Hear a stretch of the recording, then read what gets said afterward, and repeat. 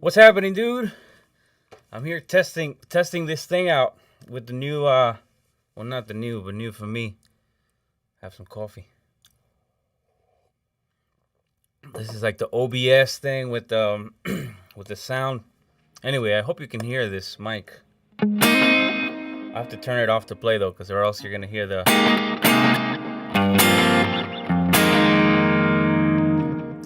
So I would have to mute it right here.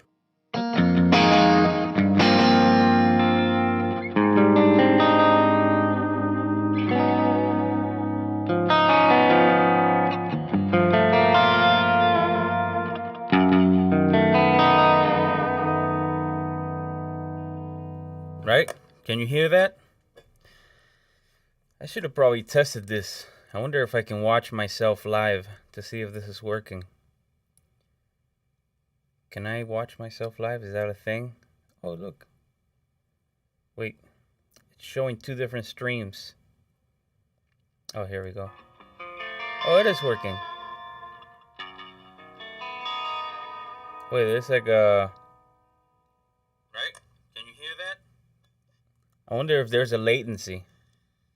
I should have probably tested this. I wonder if I can watch myself live. That's funny. It's like me in the past. Anyway, I just wanted to tweak some sounds here on my session presets. Dude, what's happening with you? How is Israel, London? No, man, I know you're where, like Manhattan or something. I never know where you are, man. You're all over the place. All right, let me put these windows up. Let me see. Oh, I forgot that I'm monitoring on the other screen also. I have 3 screens going on at the same time. I have like there's a screen here. This is my main iMac screen, which I'm using right now to iMac. And then I have another screen over here. Jeffrey, no, un placer, brother. Aquí un poco de música, ¿no? Sonidos. Monse. All right. So let's see. Here, let me tweak this.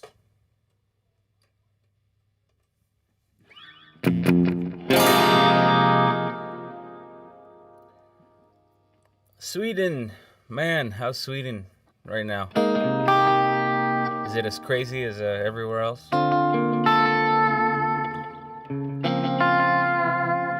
I'm debating doing something, but I think I'm gonna do it. I'm gonna send a link of this to some friends of mine, but I know they're gonna come in here and start trolling me, but that's fine. I'm going. All right. I'm gonna hit send, and now it's gonna go nuts. But anyway. Dale, brother. De nada. Bueno, aquí estoy empezando. Okay, let's see. All right, so here's a few things I've been wanting. You know, it's like I have a few session presets. I'm moving my expression pedals here because I'm gonna have to use them. I have a few session presets, but I always end up tweaking them. And then as I keep tweaking them, I think to myself, why don't I just modify this to stay this way? Because some things I keep doing over and over, you know? Oh, wait, the mic is on, isn't it? Check. Did you hear the mic? According to this, it's on. Can you hear the mic? Let me know if you can hear it.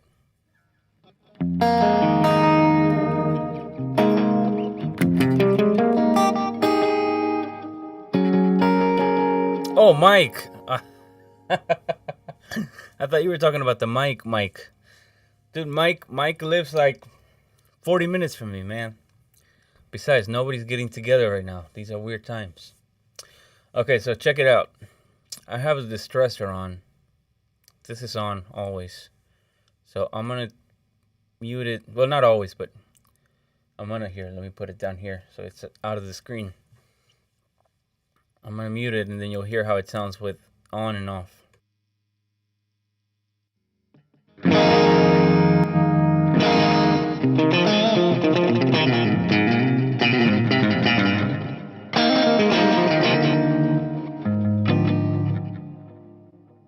Anyway,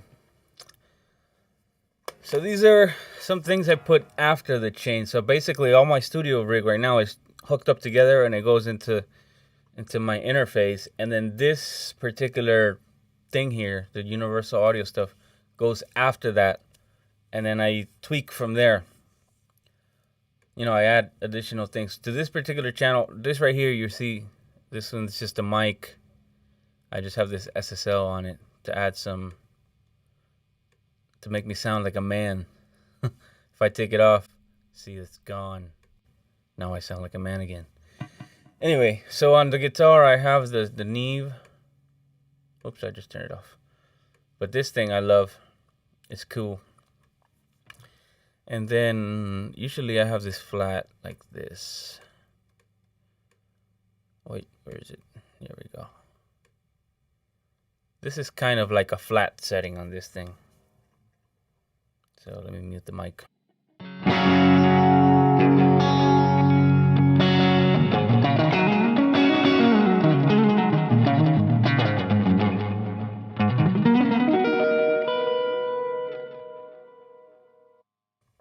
Anyway, that's that. This is cool. I'm not pushing it too much. Sometimes if I want to distort the input on the preamp, I'll lower my rack here, and then I'll push the input on the mic pre to get some of that saturation. Let's see here. Okay, so what did I want to do? Oh, okay. I guess I could talk about my signal chain, because a lot of people always ask me about this, the wet dry and all this crap. So if you look right here, man, I wish I knew how to do that thing where they put the little yellow circle around the mouse so you can see where I'm clicking, but I don't know how to do that yet. That'll be for the next live stream.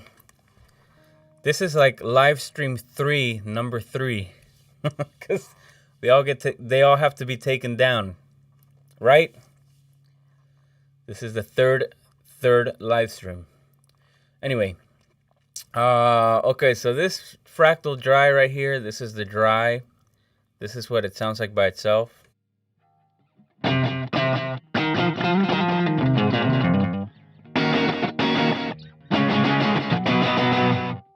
Right? Then this is the wet only.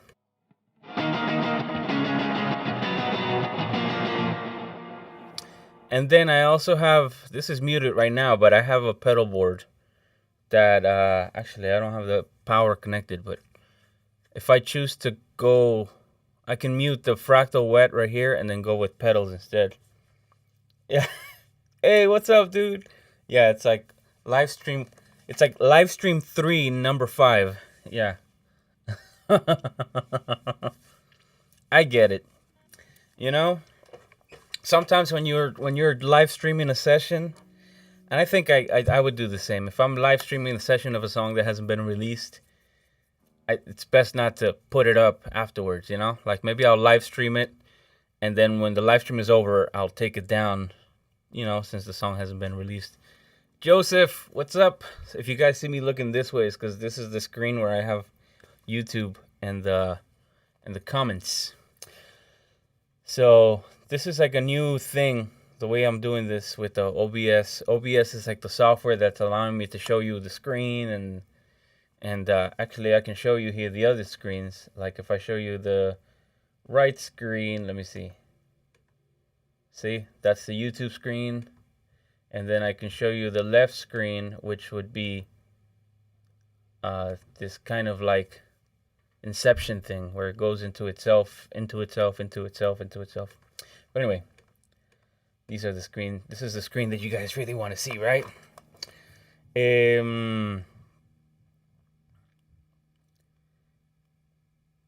Una consulta, cambia el tono de los presets en las guitarras. Tengo una Telecaster y suena súper brillosa. Okay, question in Spanish. Let me answer it in Spanish. Sí, bro, mira, todas las guitarras suenan diferente, ¿no? Y tienen su propio carácter. Yo tengo una Telecaster allá atrás, por ejemplo. Suena brillantica, pero la Telecaster, yo cuando la uso es porque quiero ese sonido brillante, ¿no? Entonces, digamos, si esa es la guitarra, si esa es la guitarra, la única guitarra que tú tienes, entonces sí tienes que modificar un poco tu rango de frecuencias para, digamos, sonidos más oscuros o algo con esa guitarra, ¿no? En mi caso, digamos, tengo bueno, tengo, digamos, soy afortunado de que tengo varios instrumentos. Entonces yo solamente uso la Telecaster, bueno, no solamente, pero uso la Telecaster para cosas más brillantes, ¿no? En el caso de que, digamos, sea tu guitarra principal y quieras un poco más de oscuridad, tiene que ver mucho con el amplificador también. Si tienes un amplificador que es un poco brillante, como un Vox o... Bueno, cualquier amplificador puede ser brillante, ¿no? Yo te diría que le bajes un poquito el treble. No tengas miedo de usar el tono de la guitarra. Bájale el tono de la guitarra. Y tal vez cómprate un pedal o algún tipo de boost. Y ecualiza con el boost y déjalo prendido siempre. Esa es otra forma de hacerlo.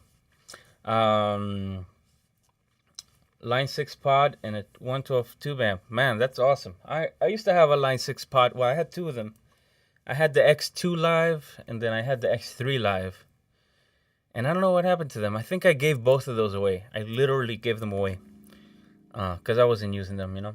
When I first started with Julio Iglesias, actually, that was my pedal board, the X3 Live. Because because he wanted so many reverb things that I couldn't get out of regular pedals, you know. Now I take this guy that's here on the floor. Oh, you can't see it, but AX8, you know. He's really big on reverbs. Like his reverb thing is a whole nother thing. But anyway, so I think part of the reason I do this dry and wet, right, on the screen is so that I can have, because I would run into scenarios where I would record a track and then like the producer would love the part, but then it would have too much reverb, or he didn't want to commit to the reverb, or then he would ask me to re-record it, because I didn't have it without the reverb. So I started doing it this way. So that's the whole wet dry thing. So this that I'm going to show you, I actually do it in the DAW in Pro Tools. So I don't do it here, but if I wanted, I'll show you the difference between, a drier sound and a wetter sound. So let me mute the mic.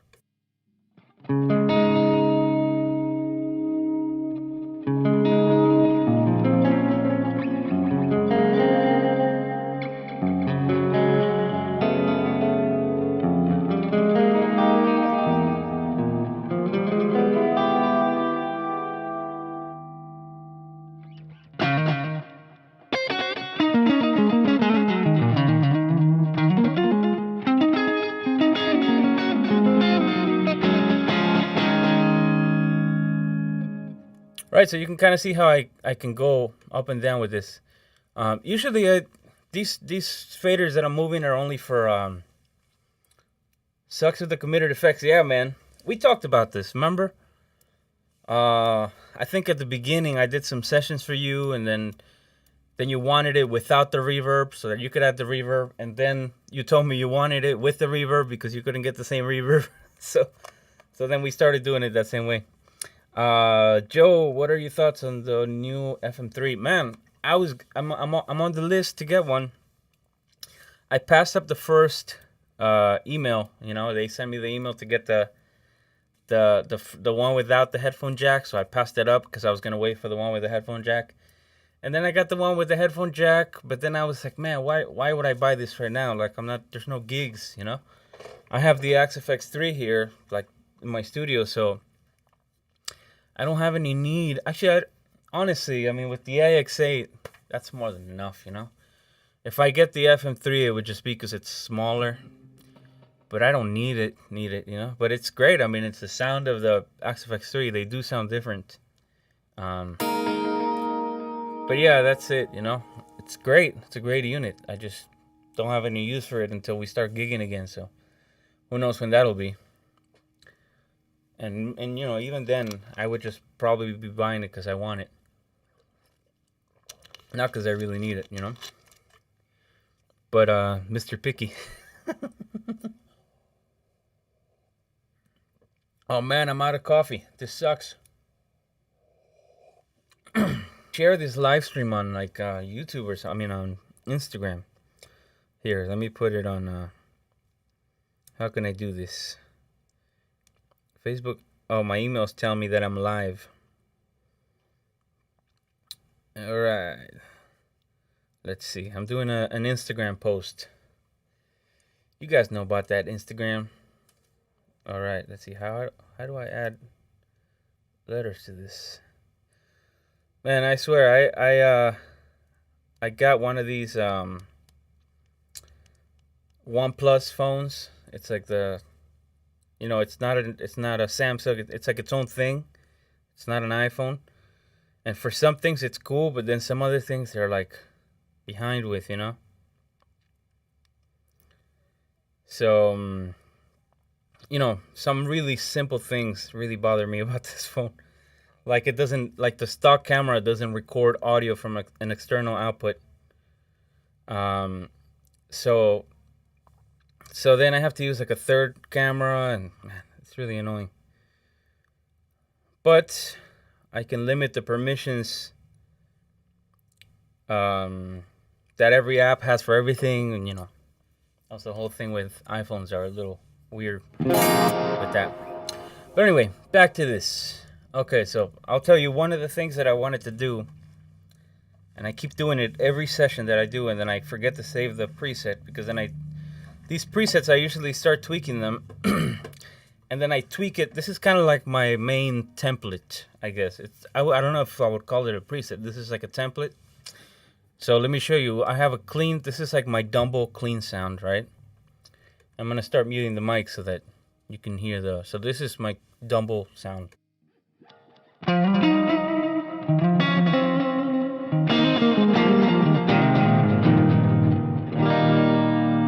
By the way, how's the level? Is the mic? It feels like, at least in my ears, it feels like the mic is louder than the guitar.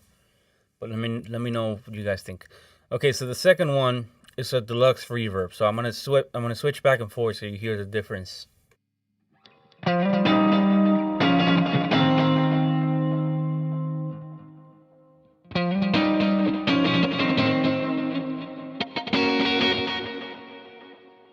Let me turn down the wet a little bit.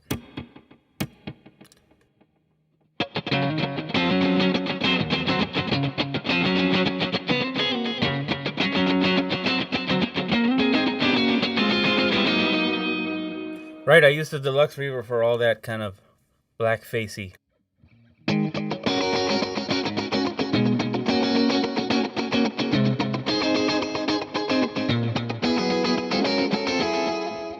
Right, and then I have a Morgan AC20, which is like more of the Voxy thing. So I'll show you. That one's bright.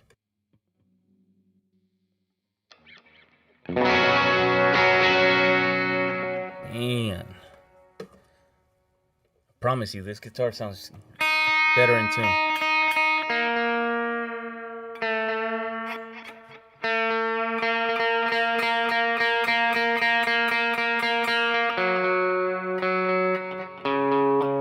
You know, it's funny, I haven't changed these strings in a while.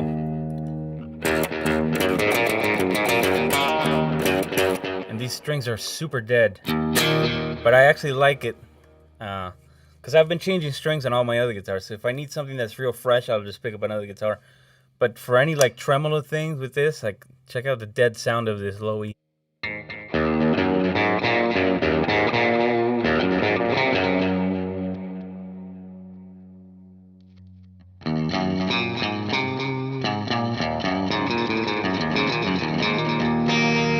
You know, for any of that vintagey kind of Kill Bill-ish thing, it sounds cool to have dead strings.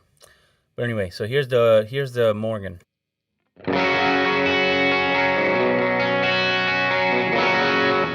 And so, okay, so now I don't touch the EQ on the actual fractal, but then I use the Neve over here. So check out what I start doing with this, and it's so aggressive, and that's why I like it, because I want like drastic changes when it comes to the last EQ.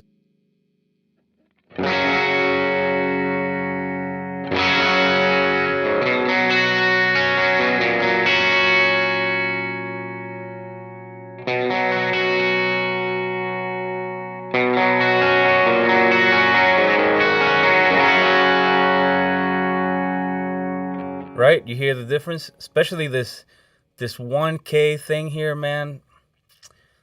I play with that so much, you know? Especially for solos and everything. That 1K, this little 1K band right here, I always leave it at 1K right here, and I just boost this for solos. Now, you kind of have to be careful because like almost every guitar track that I do sounds good with that 1K bump. But then if you bump 1K on everything, individually the guitars will sound cool and fat and in your face.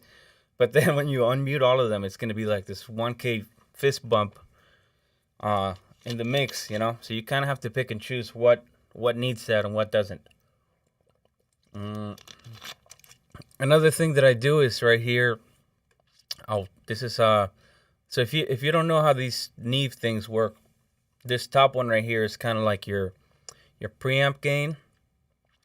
This is just like kind of like a tone. This is bright. This is dark. And then it's got these two little EQ shelves right here. So the top one will be like just, you know, boost or attenuate. And then the bottom one will be the frequency. So the frequencies are kind of weird here. So it's like, this is, you know, 7K, 4K, 3.2K, 1.6K. And then 0.7 is actually like 700 hertz. This is like, I can't see. That's like 3.6. Well, I don't know, whatever. But this is like, you know, 700, 360, whatever. And then, so that's kind of like, you know, mids to highs. And then this is like just low mids to real lows, you know. So 20, you know, 220, 110. I never go below this. Like, I wouldn't go down here for a guitar. I just keep it at like 220. And I boost this for body. So let me show you what happens when you boost 220.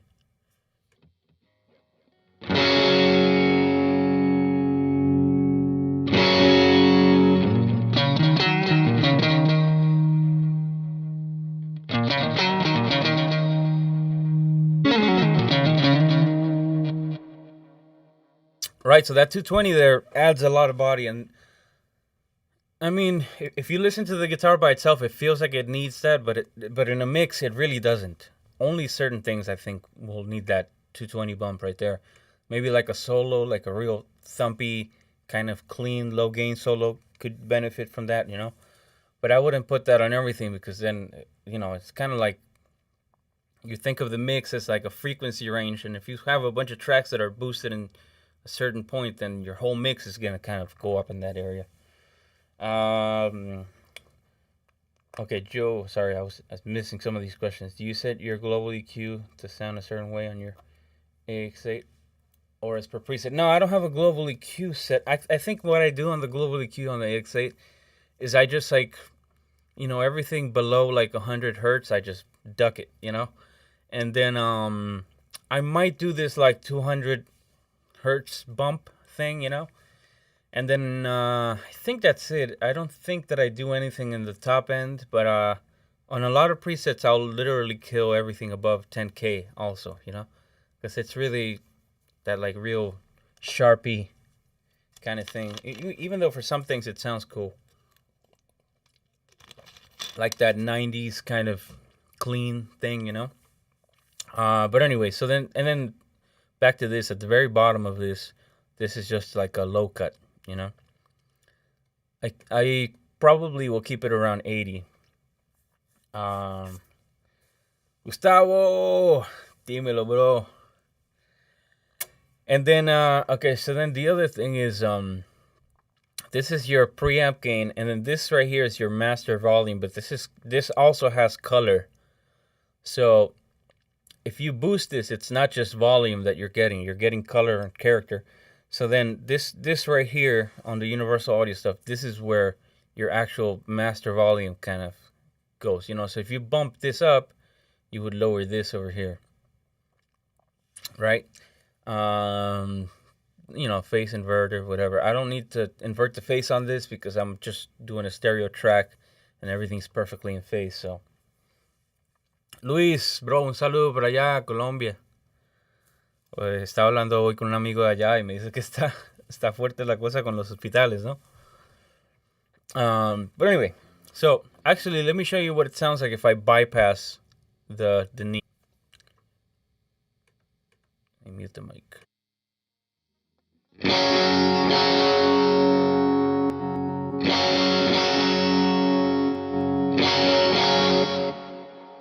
So check this out. This is kind of like one of the cool things that they imitate. If I uncheck this, this basically kills all the EQ. If I try to match the volume, just turning it on without any EQ, it sounds different. Let's try that again.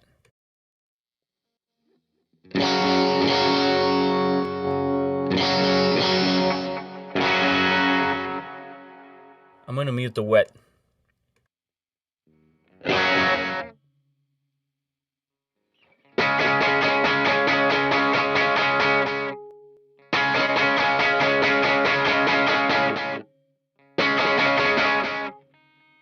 Right? It tightens it up. It feels like it's fuller without it, but it is fuller without it. But I think I like the focus that this gives it, you know, because I think guitars kind of just live in the mid-range in general, you know, in a mix. It's a tricky thing because guitars are always fighting with vocals and with keyboards and with horns and all that stuff. So you kind of have to find a place for them in the mix. I'm not a mixing engineer or anything, but I've kind of noticed that just over the years working with people. But anyway, so the first modification that I wanted to do to my preset today was something that I keep doing all the time, and it's to assign, I have 4 expression pedals, right? One is volume, one is wah,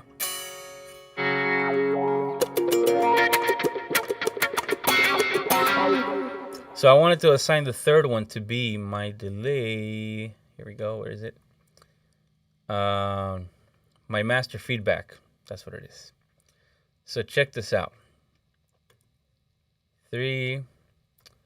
I'm assigning the third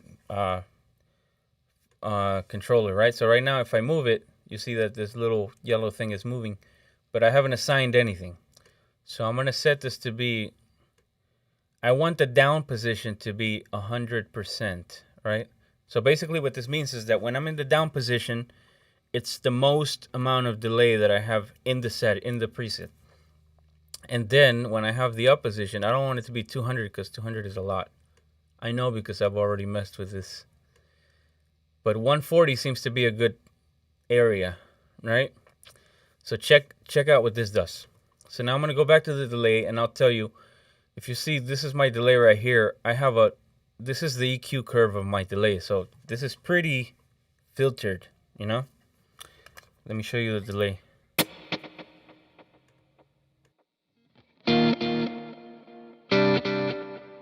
And part of the reason why I EQ it this way is because then it fills up, but it doesn't get in the way, you know? Like if I'm playing a passage, check this out.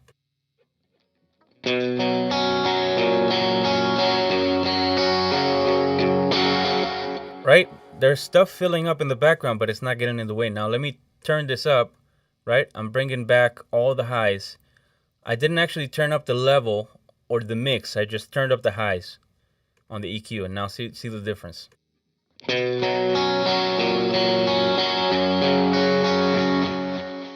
Right? You hear the brightness of the delay. Now all of a sudden it's kind of like in the way of things. So let me set this at 1.5. So now this is what happens. If this pedal that I just set up, I set it to the master feedback, but really I'm going to be messing with the oscillation of the delay. So I turn it up, and it's kind of like a master for the repeats. Actually, let's turn that up.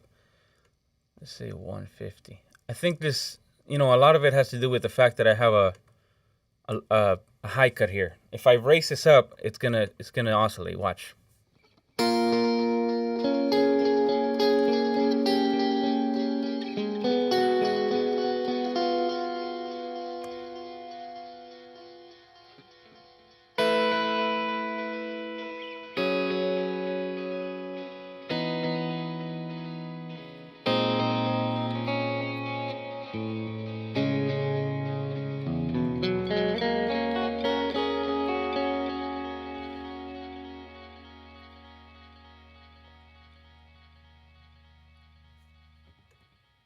Right? You hear that?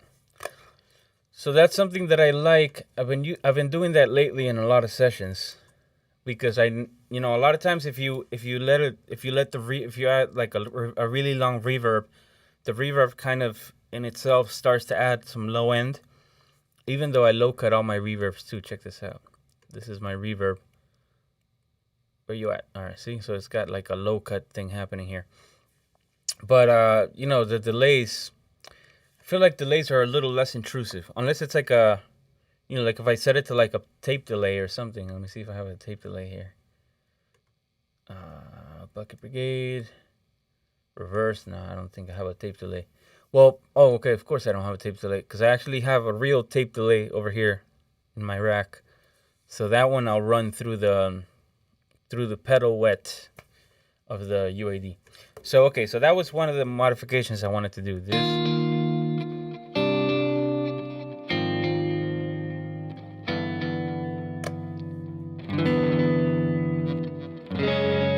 Let me turn on the mic to see if you hear the.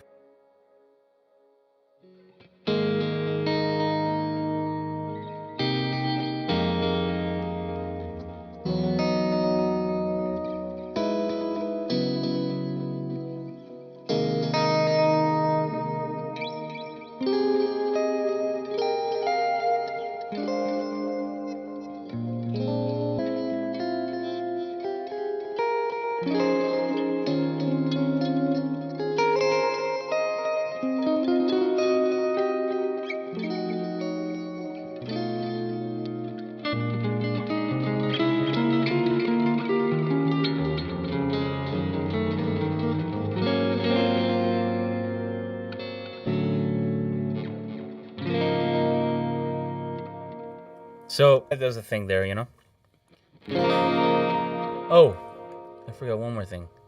I maxed these, so let me set this to like let's say 80 and 80. Now you'll hear the oscillation. There it is. And right when it's gonna get a little crazy, I turn down the pedal, and it's gone. So it does a cool thing when you're trying to fill up space. Like in a kind of a dense mix, and you want this kind of thing in the background.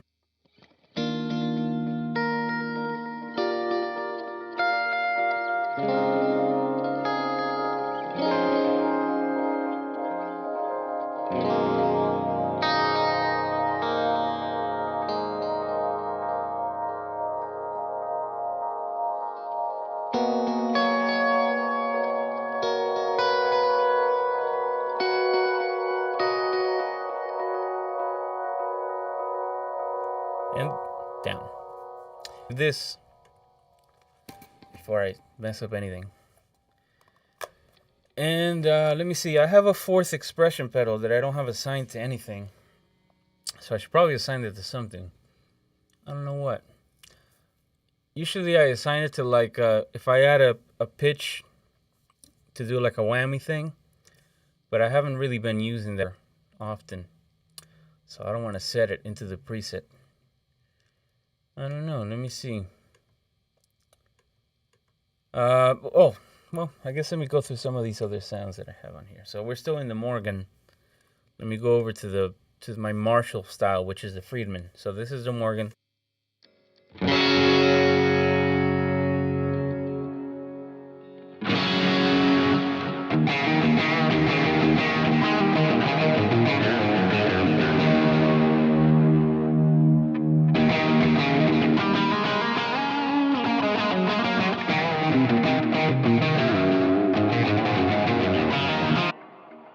Right, so you see, that's like my, and none of these are like my solo tone. This is just like different palettes to start with. So if I want a heavy sound, I start with this, you know.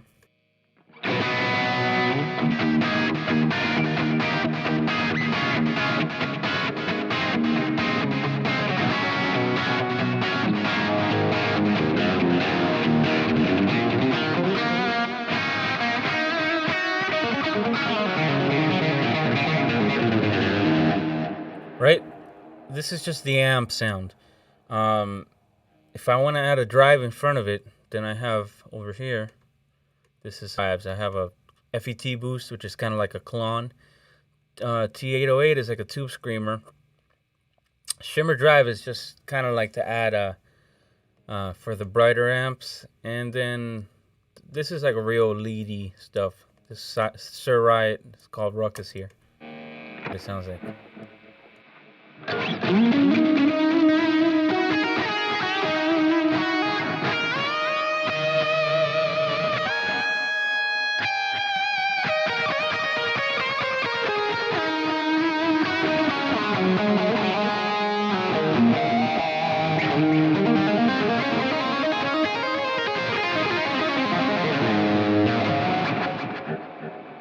But I never get that heavy. I'll show you what I actually do use for my sound is the Morgan, right? Which is the bright one, and then I boost it with the FET boost right here. And this is what that sounds like. And then I'm gonna do some EQ thing. I'll show you first what it sounds like without the EQ.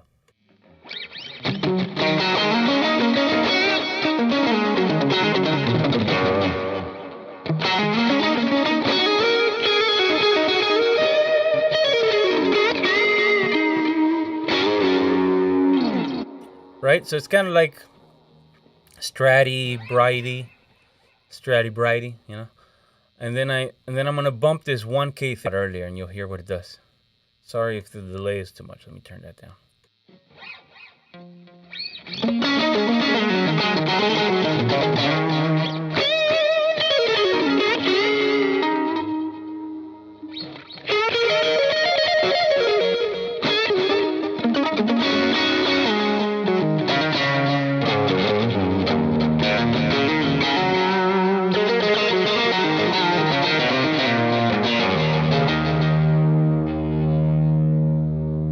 There we go.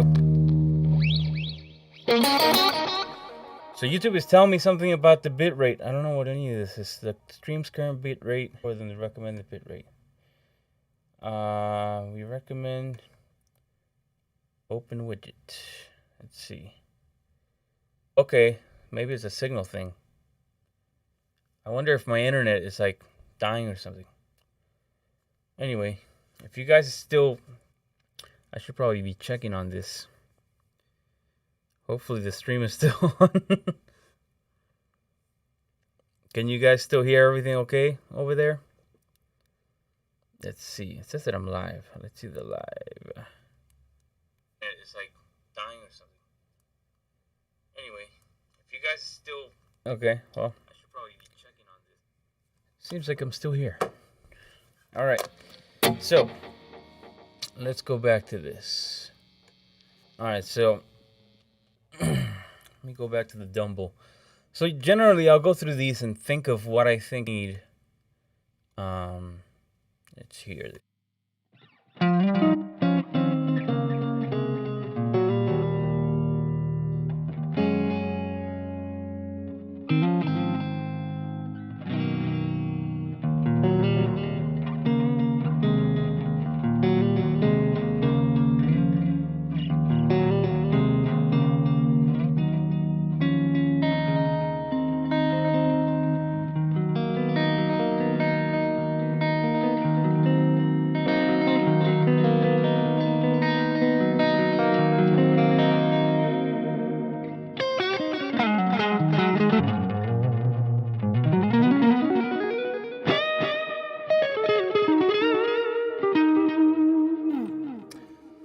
That's fine. I mean, sometimes I feel like I should add a little bit of bite to that, but I think I'll leave it like that, and then I'll add it on here when I need it.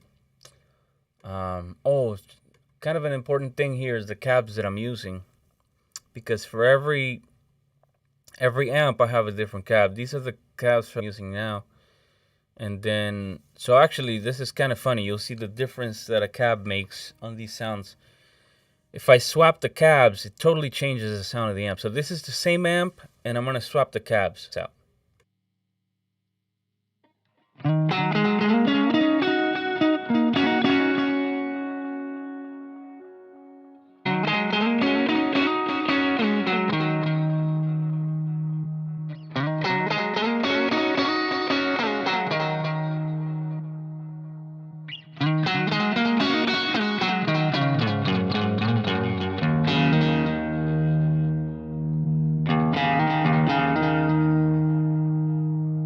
Right, they sound really different. I just went through the one that I have on the Fender, the one that I have on the Voxy AC20, and then the one that I have on the Friedman. It's kind of like adding like a little EQ shelf to each, you know? And every now and then I'll do real drastic things, like if I'm doing like power chords, or if I'm doubling two guitars with a lot of drive, then I'll pick a really nasty sounding IR, you know, to match. Because that's a cool thing sometimes. All right, so let's see here. I should swap guitars just for fun now. Plus, we've heard enough E flat. Let me get this girl happening here. So naturally, this is gonna have more drive because it's got humbuckers. So all of the amps will act differently to this. And you know, I guess one approach would be to try to set them up to all be the same with both guitars. And another one would just be to just embrace the differences. So this is what this one sounds like with all those same ones.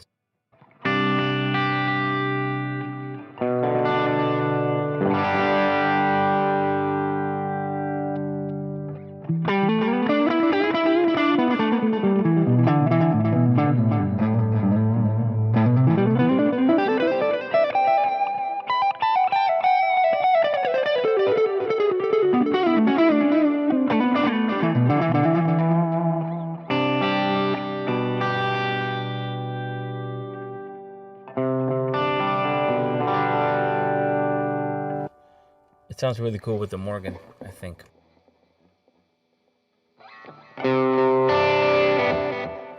Wait a minute. I left the drive on here. Turn that off. There we go.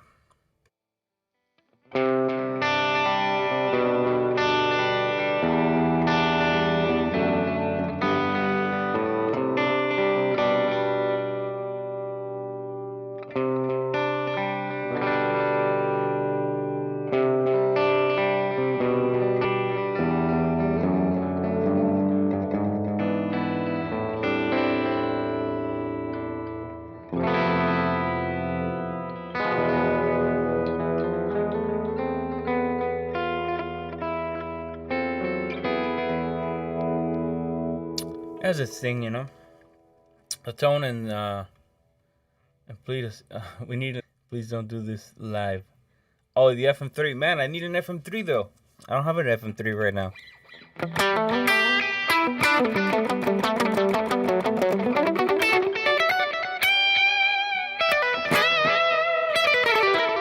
I guess I can show you the pedal board that I have plugged into this thing. Let me find the guitar stand for this. Oh, you know what? No, it's fine. Let me just plug in the pedal board. My session pedal board.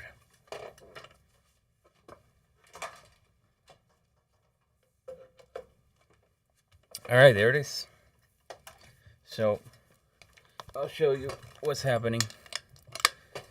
Gotta have such a mess on this table though. That's why I always post pictures of my studio, because it's clean in the pictures, and then in real life it isn't. Okay, so check this out. In this case, what I do now is I mute the Fractal Wet and I unmute the pedal, which is right here, the pedal board. So nothing is on now, but I'll run through everything that I have. I know you guys can't see it because it's kind of under the computer. Oh, don't delete this live. I won't. Unless I insult somebody and then I have to delete it. Alright, the first thing on here is an Aqueduct by Earthquaker Devices, which is cool. Check this out. Wait a minute, what's happening? Okay. This is how it sounds.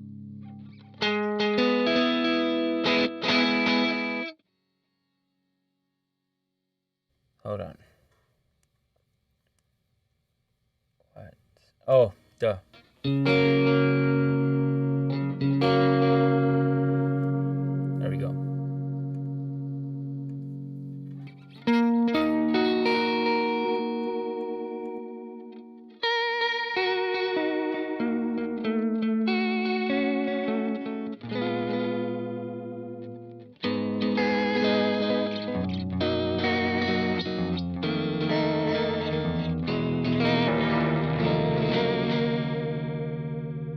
Right?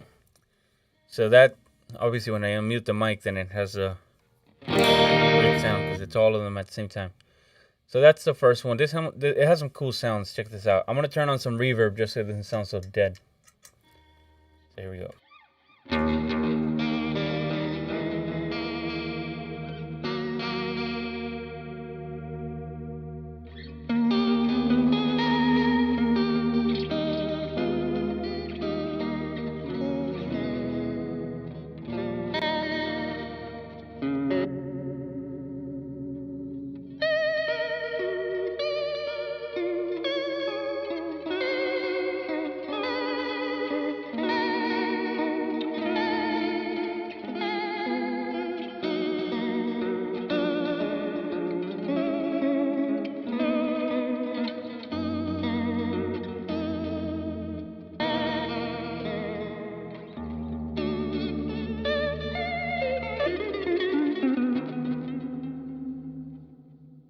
So this pedal has a cool thing. And it does a lot of weird, you know, for these type of sounds, it does now.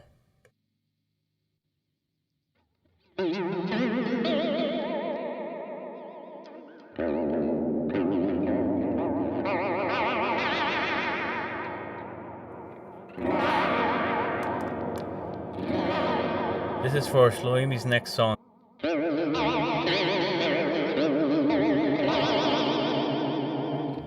Obviously, I have the depth all the way up, but let me turn that down.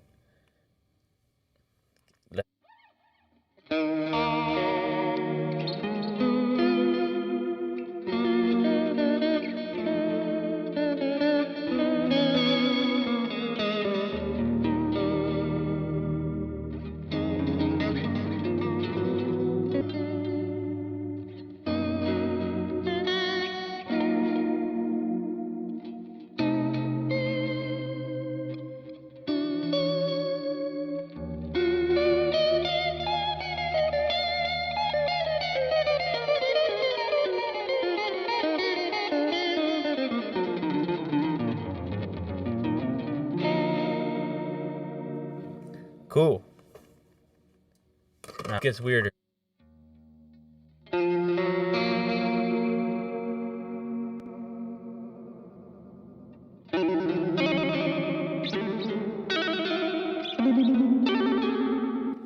So anyway, that's that pedal, right?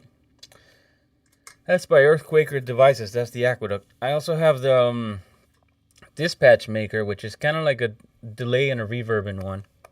This is what that one does.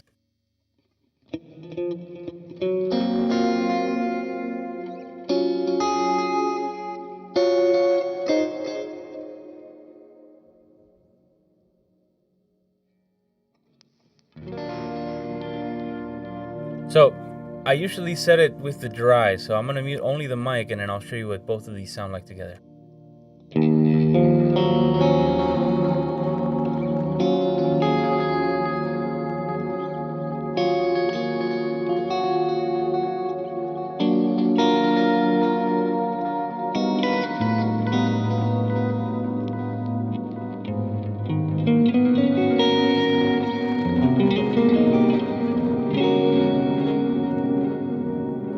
So that's that one. Then I have the ring modulator by, sorry, it's not a ring modulator, time modulator by Pictronics. This is just like a cool chorus. Let me get this thing. Hold on. I'm distorting it. So let me bring it up here. There we go.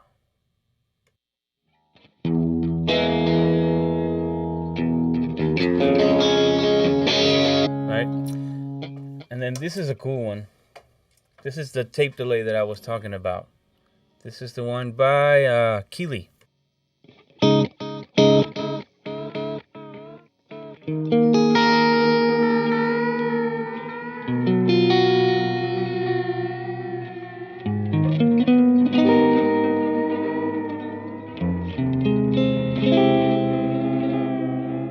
All these weird sounds. I need to figure out a way that I can access this a little bit easier though. But anyway, that one's that one. And then I got this cool pedal like last week. This is the T2 by TC Electronic, and it's discontinued, but it does like a lot of really weird things, which I like. Check this out.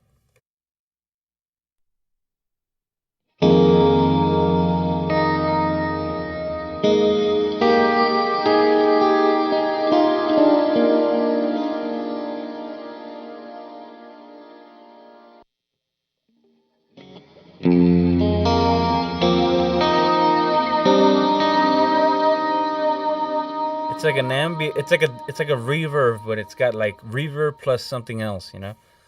So I could see how this guy didn't want it. We traded pedals. I traded a TC what is it, Hall of Fame, but the little one for one of these, and it's got like reverb plus flanger or reverb plus tremolo, you know. It's weird.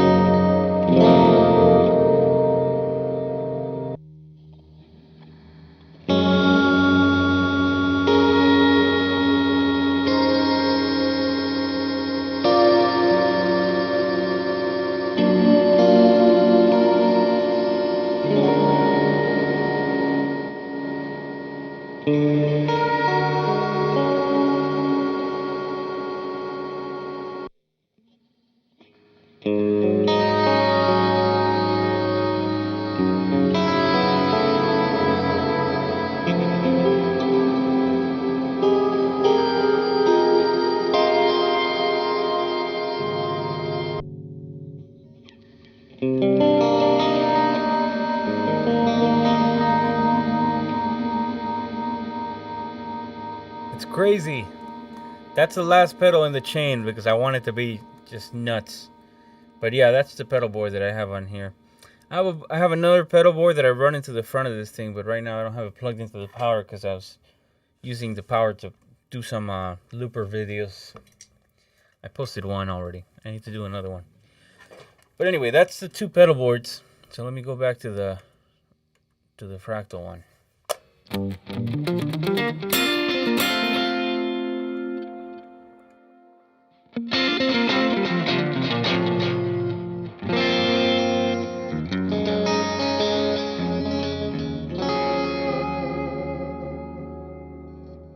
So yeah, this is kind of the thing. Okay, so I'll show you what's in here. This is kind of what I turn on and off depending on the session, right?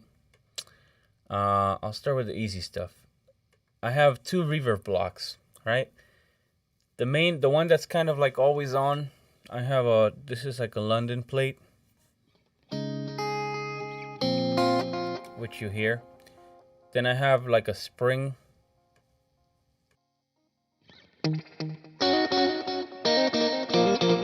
And then that one I'll actually use it with this. I'll go back to the delay and I'll set it to this vintage kind of like a slapback, so it sounds like this.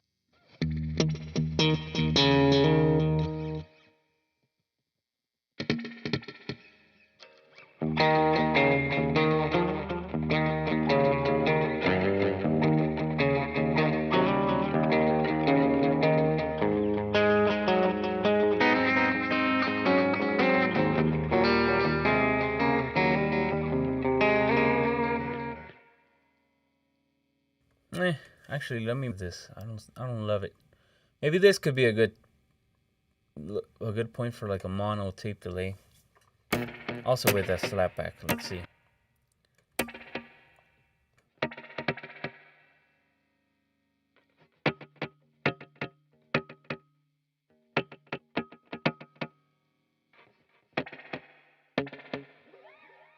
Okay, that's probably a little bit better. Maybe I'll turn on drive, take down some of the drive, and it sounds like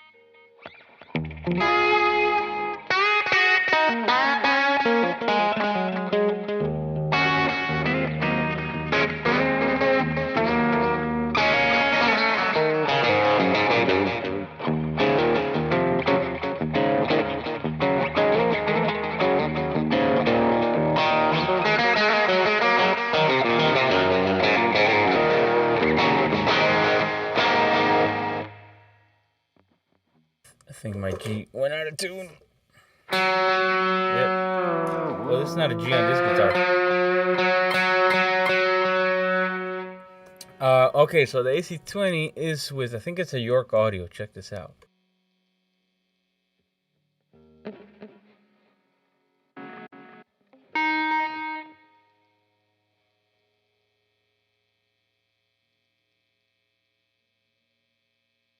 Oops, here we go. I have these York Audio ones right here. Gold. It's a mix of both of them. Somehow I must have thought it sounded better that way. But this is what it sounds with those.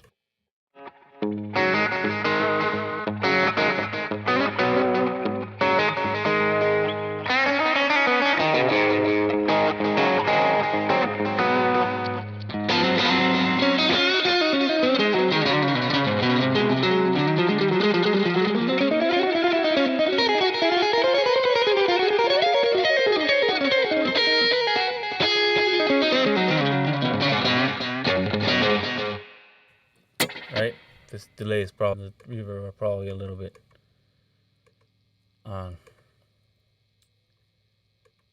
persuasive with the sound. Let's go back to a normal sound.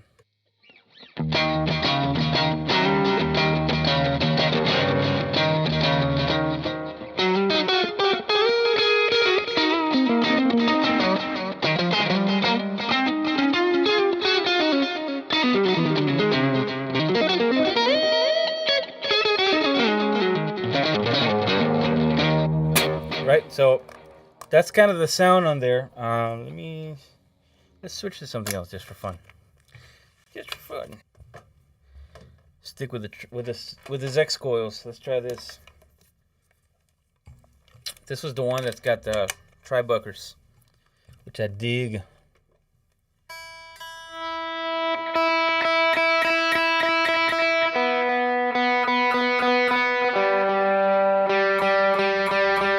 I swear, the day that I die, when I look back at my life, I think I said this before, but I think like 1/4 of my life has been tuning guitars.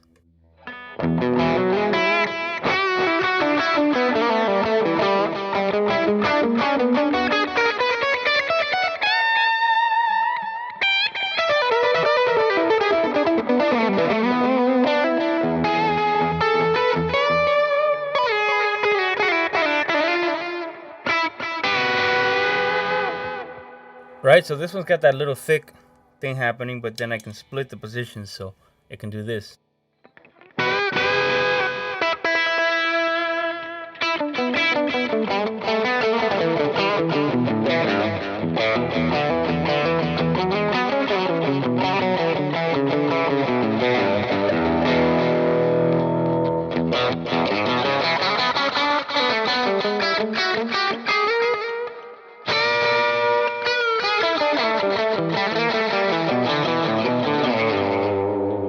Right? It's got a few different sounds. It does a really cool thing if I do the middle position and then I pick only the top pickup of each.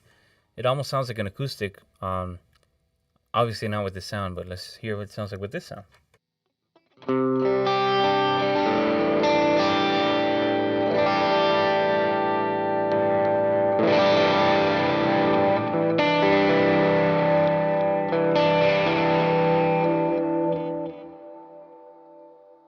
Right, so this guitar gives me a lot of sound, so I'm turning off the drive so I can clean it up a little bit, but check this.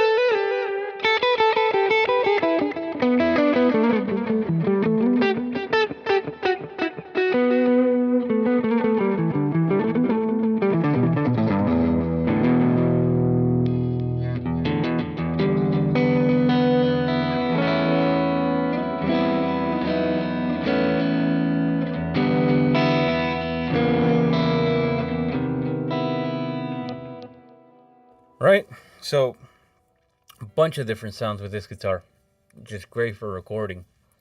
Let's see here. Okay, so that was the thing with the Morgan, you know. So then, okay, so check this out. Plex delay is like massive ambience. So I turned this on and it's like, so this is with it off, right? I just have the regular reverb and delay, and watch what happens when I turn.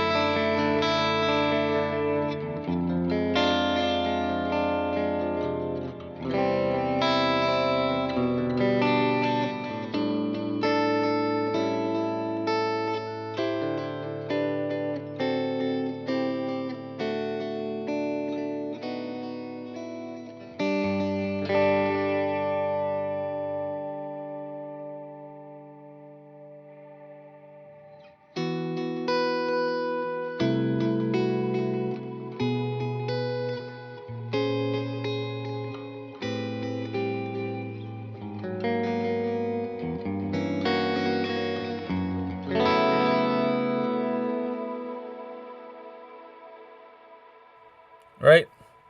That does the big ambient sound just kind of by itself. And then I have some other reverbs and so on that, so let me turn that off. And then the other reverbs I have are pretty big too, so this one's got like a 15-second delay, so let me show you what that sounds like.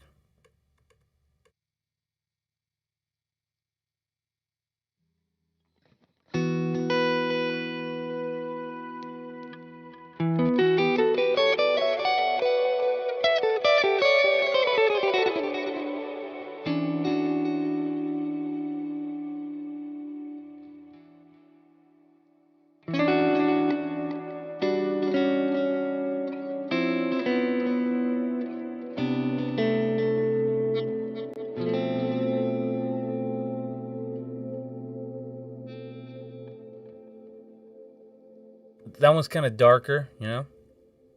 It rings for a while. That one's cool. I dig it. Also, keep in mind right now, these are not at the same level. If I were to put these at the same level, then you'll hear how wet it really is.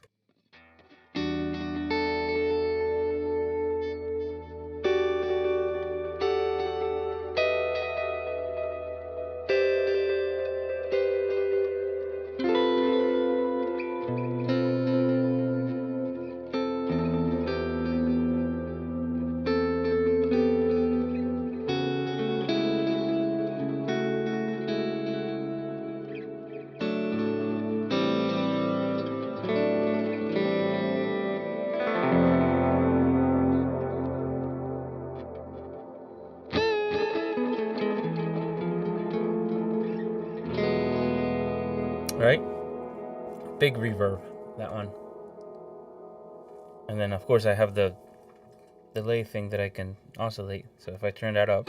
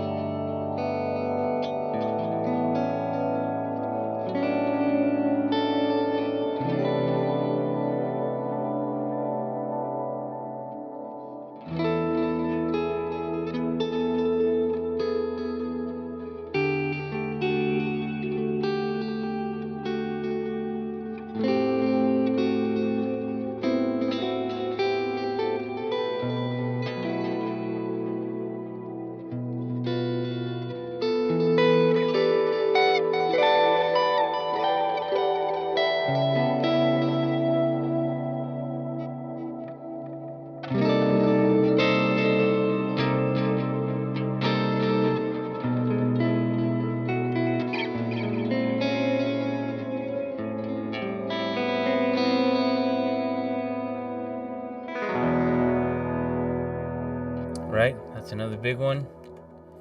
And then I have this other one, which is, I think they're based on like the blue sky. I mean, what's that Strymon one called? The Blue Sky, I think. This is the next one.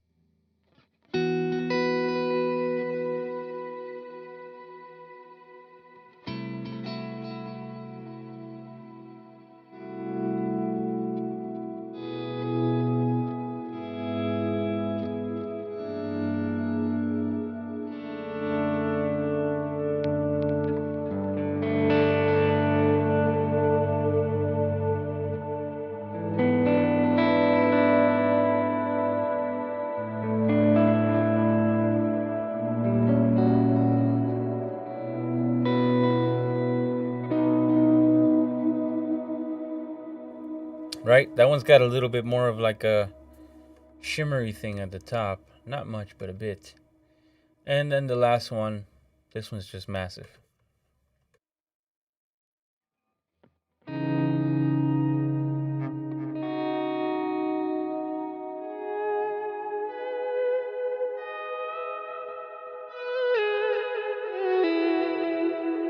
So check this out. This is a really cool trick for like an ambience track. Turn down the tone all the way. Evo.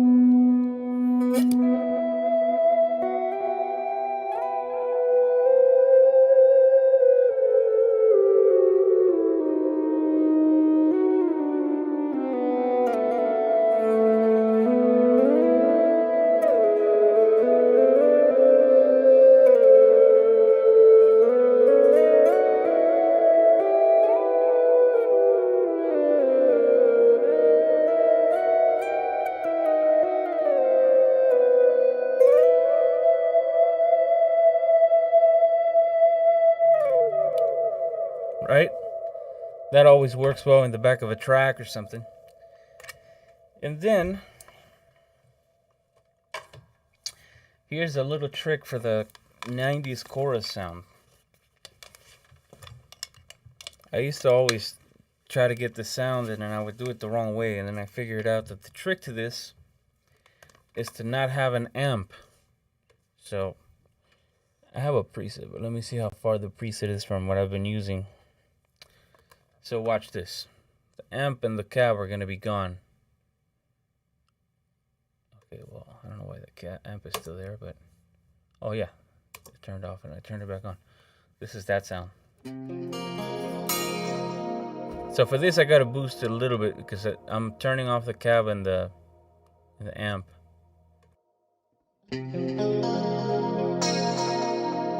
So now this sound requires a few things. This, I'll boost the highs over here, and then I'll compress the joints out of it with the stressor over here. So check this out.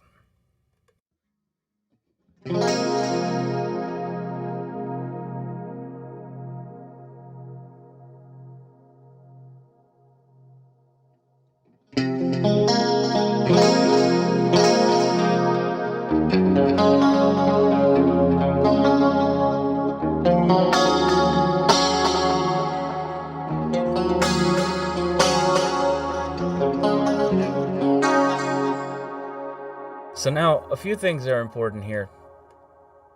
This is just an analog chorus. I've tried it with the tri-stereo, but I don't think it sounds as good. I don't know. Even though normally a tri-stereo is what they use for this, but check this out. I'm gonna go back and forth between the analog one and then the tri-stereo.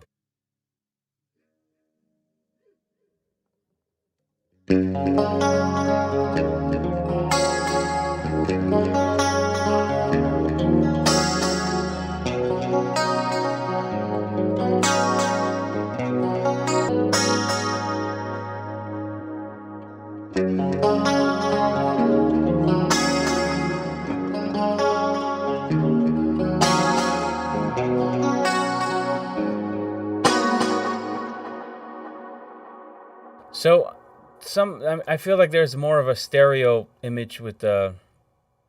I mean, there's a stereo image with both, but I think there's a bigger separation with the analog stereo one. I wish you could. You know what I think would make a difference on this is if you can. Maybe I'll write it on the Fractal forum. If you could go in there and move the cents from each of these, right? The left, the right, and the center. Because that's actually what I'm doing here. Check this out. If I bypass the chorus and I use the pitch modulator, so you see I have 4 different voices on here. Let me turn the mix all the way up. And then the trick here is that you want to take, if you think of like a left and a right, you want to make them out of tune with each other, and that's what splits the signal, like the stereo image.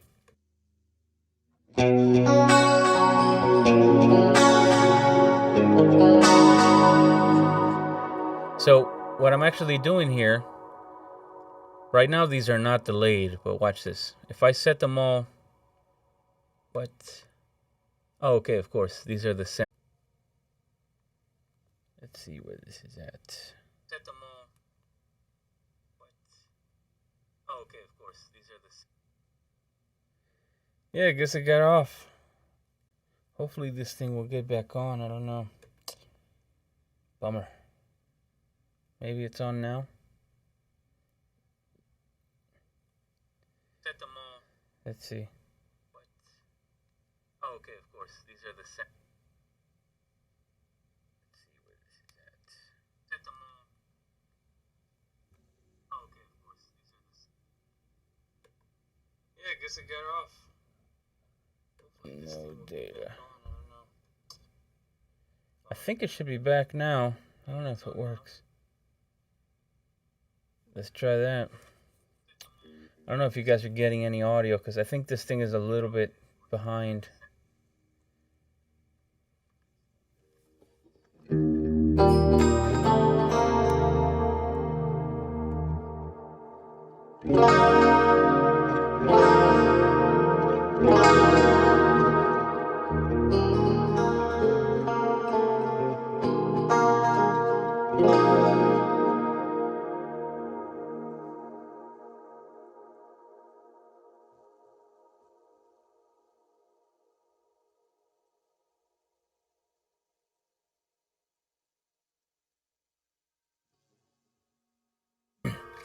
Alright, I think I'm back, but I'm not getting the comments on the actual window over here.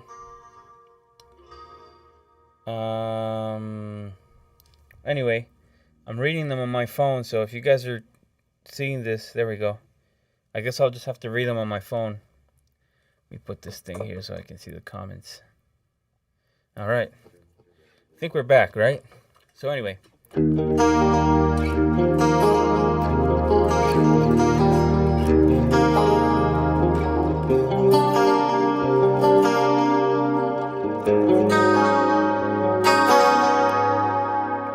Should be back now, I think.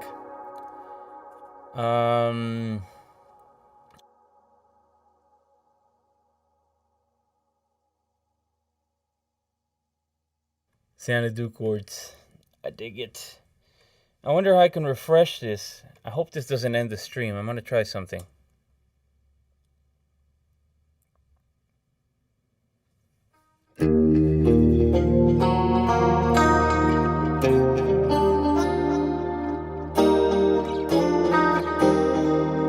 Okay. I think it's still going. Right? All right, well, I think it's still going. Anyway, so what I was talking about here was the separation between the corners, you know? I'm going to set this to, like, say, -50, +50. That's just the panning. And now, so I did, like, a real drastic -12, +12. So maybe on this one I can do, like, -8, +8. Let's see how that sounds.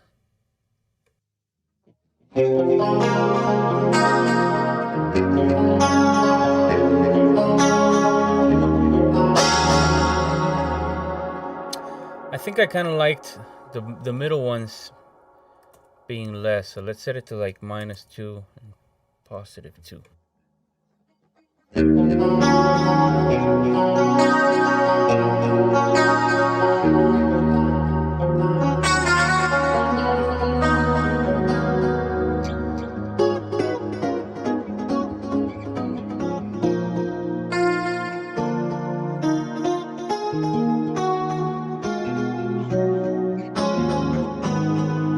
Works pretty well. Let me try now. Maybe one of these should be at 0. Let's try that. You know, it's funny. This is a really cool sound, like with the mic and with the chorus.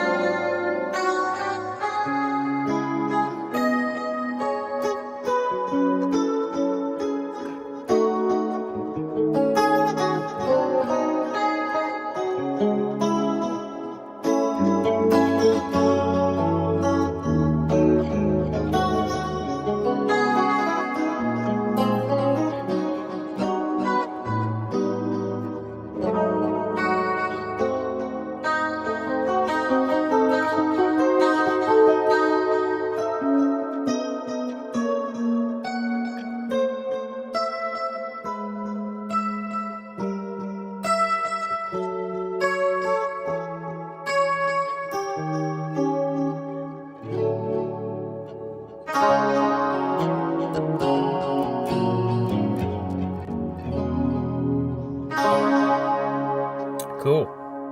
Maybe I should start recording this sound like that with 2 mics, with one mic and then the the thing. But now I feel like I like the pitch better than I like the chorus. I don't know. Let's go back and forth with that. See how it sounds.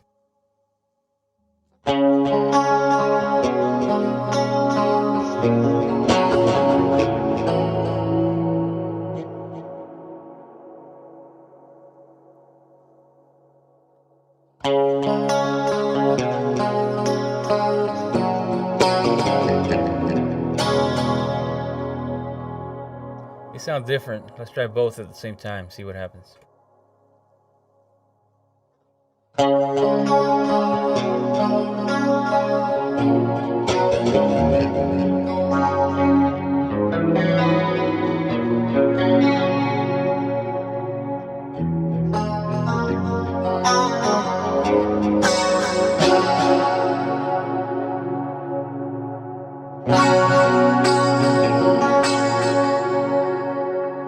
I mean, the chorus adds something. I think what I'm going to do is maybe add the chorus and set it to like maybe 60%. So adding some of the dry. Let's see how that sounds. Oh, here's a big thing though. I have an enhancer on here, which doesn't have anything right now. But this is kind of like a stereo widener. So let me bypass it. This will probably sound different now.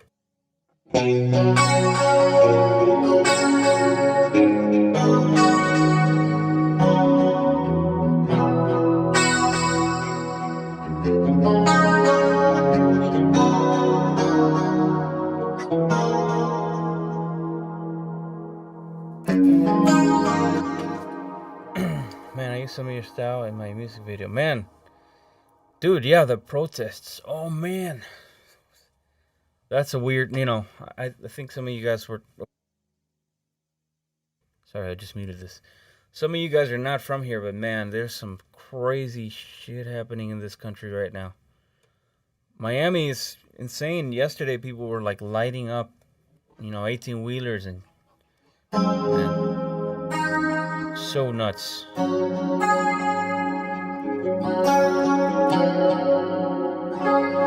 Yeah, man, we need to come together for sure, man. Some of the stuff that's happening is just insane. Wow. Really crazy. I feel fortunate that I don't have to leave my house,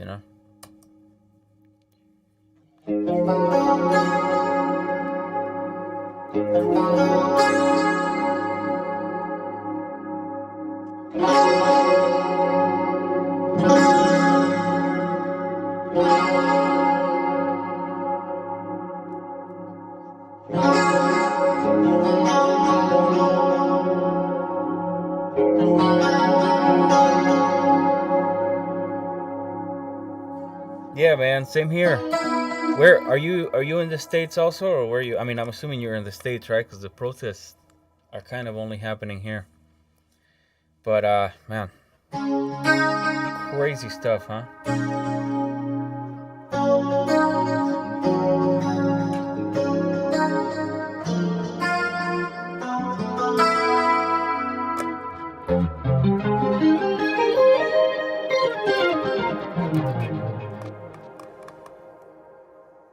So this chorus sound is cool like this. I like it. I have to save this preset now. Yeah, about the protests and stuff, man. Unbelievable, the stuff that's happening in this country. Like with the racism and all that stuff, it's just... It's hard to believe that stuff still exists, but it very much does.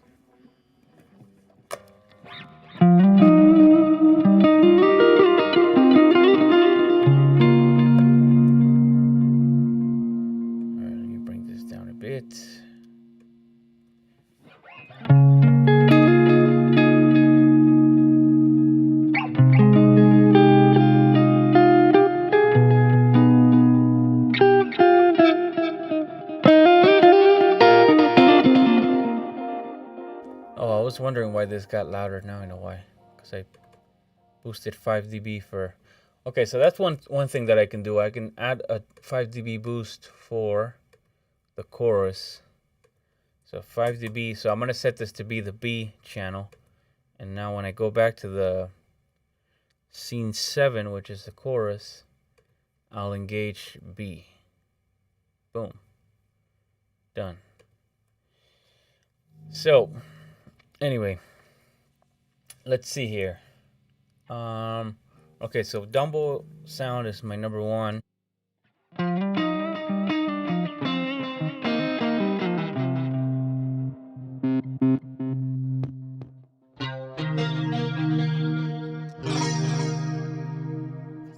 everything sounds different now. What changed?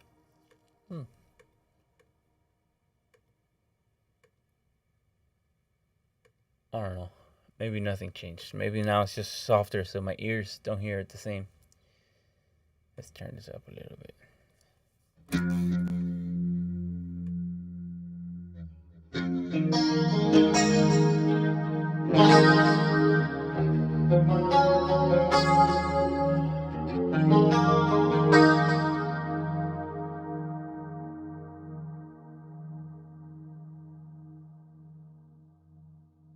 All right, let's go back to the first one now. Let's see.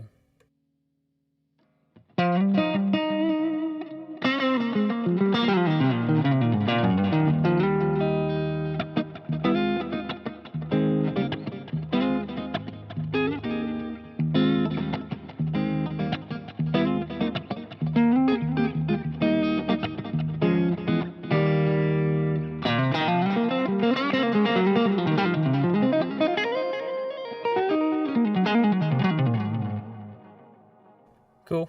I like that for that sound. Let's go over to the deluxe reverb. I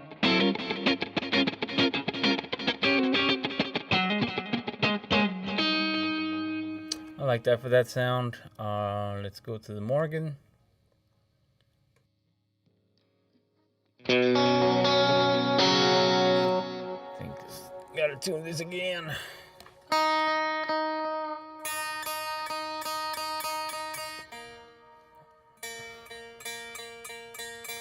Anyway, I should probably have lunch soon. What's going on with you guys? I guess let me know if you guys have any more questions while I double check all of these. Oh, here, I should probably turn this off. Oh, man. I think there's got to be a way. I don't know if there is a way, but I wish there was a way to, like, set one block to bypass for all scenes, if that makes sense. I don't think there is. Let's double check. See, bypass. Next channel. I wonder what that means. See, there should be something where it says bypass. You could like bypass for all or something. Because I don't need it on for everything. Only for the stereo chorus.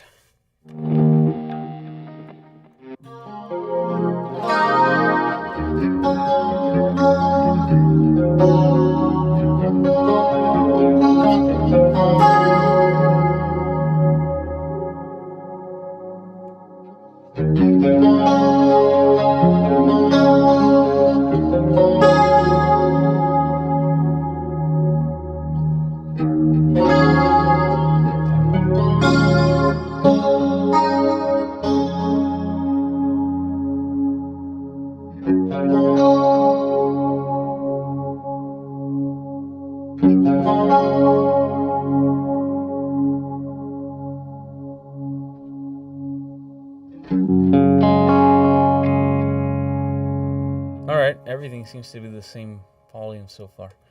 Okay, let's see. Oh, Juan! Juan is asking, how do I run stereo through UAD? Okay, so the thing with my thing here is that I have 8 inputs, right? So I'm going stereo in to 1 and 2, right? So this, actually, I'll show you here. This is going to turn into a mess, but let me show you what this actually normally looks like. I'm going to spread this up and unlink everything. So if you look right now, this is linked, so I'm going to unlink it. This is linked, so I'm going to unlink it. This is also linked, so I'm going to unlink it. So this should be 1, 2, 3, 4, 5, 6, 7, 8 channels, right? Don't pay attention to the names because some of these names have changed. But so 1 and 2, channels 1 and 2, I have the fractal running in there, right? So if I play right now, right now this is something else that happens when I plug a bass. But so what I do is I link 1 and 2. So there they are. So 1 and 2 right now is the fractal dry. So if I go back over here, let me show you this. This is my input. This is the guitar. The guitar runs through here. It's running through all of this, right? It splits here, but don't pay attention to this right now. I send it over here, right? This send is just because I run out of space here, so I have to send it back over here. So still the guitar is running through here, and it runs into here, and it goes all the way straight to output 1.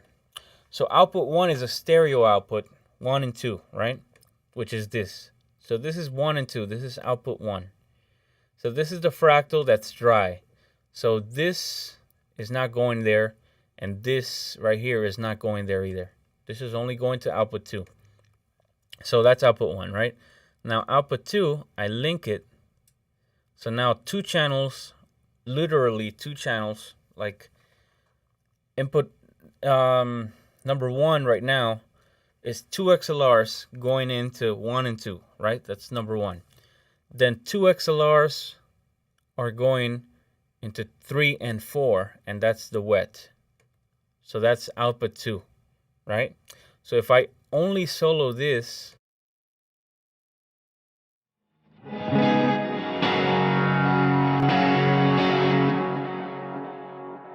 right? It's only the wet. Now the pedal board, this is what's happening with the pedal board. I'm going through here, drive, input 3. Let me get rid of this because this is nothing. I'm not using that anymore. Amp, cab. After the volume pedal, I split and I go in out of output 3.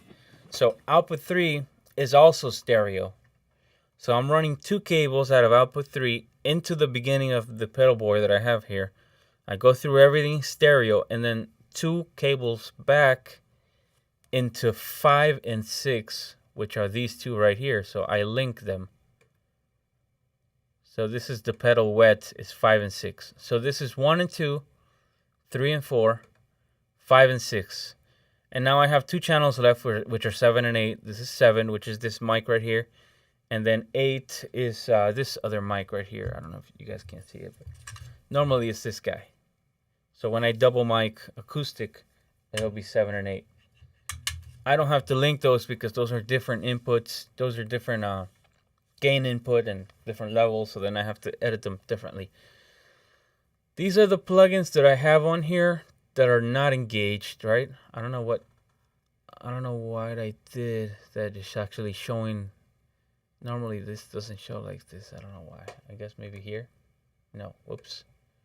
Whatever. I don't actually have anything engaged on the acoustic ones. So let me bypass this. I'll sometimes leave the SSL and maybe like a distressor. And they're not both on. I'll pick one or the other, right? The reverb, sometimes I'll put it, but I don't usually use anything on the acoustic ones.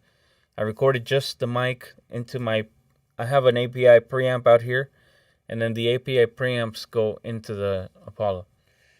And then this right here is just the Mac audio. Like if I play something off of YouTube, I can control it over here. So again, this is 1 and 2, dry, 3 and 4, fractal wet, 5 and 6, out of the fractal into the pedal board, and then back into the universal audio. That's 5 and 6. 7 is this mic, the Sony C100, and 8 is the AKG 414. So yeah, it's kind of a crazy mess, and it took me a while to put this together, and a lot of trial and error. In my case, that I connected a regular pedal board stereo into the Apollo first, right? And how would I put it into the DAW? Okay. The problem there is that Juan uses the amp from the universal audio. So I don't know if you can. I guess what you could do is, let me unlink this, right? So the first thing you do, let's say you only have 2 inputs on the Apollo Twin, right? So you would go input 1, input 2, and then just immediately link it, right? So you have your stereo pedals. But the thing that happens is when you run a stereo effect into anything that has gain, it distorts the stereo image. Let me show you what I mean. I don't know if you guys are hearing this in stereo, but maybe you guys can let me know. Let me see. Just for kicks, I'm gonna put this dual delay. Just tell me if you hear, because I know sometimes these things get funky and they'll sum to mono or something. But tell me if you hear this. Tell me if you hear the stereo delay, like separation dual. You should hear a ping pong. If you don't hear the ping pong, then everything else that I'm going to show you is not going to work. But that should be a ping pong delay. Let me know if you guys hear that. So, that ping pong thing, that separation, it's going straight from here, right?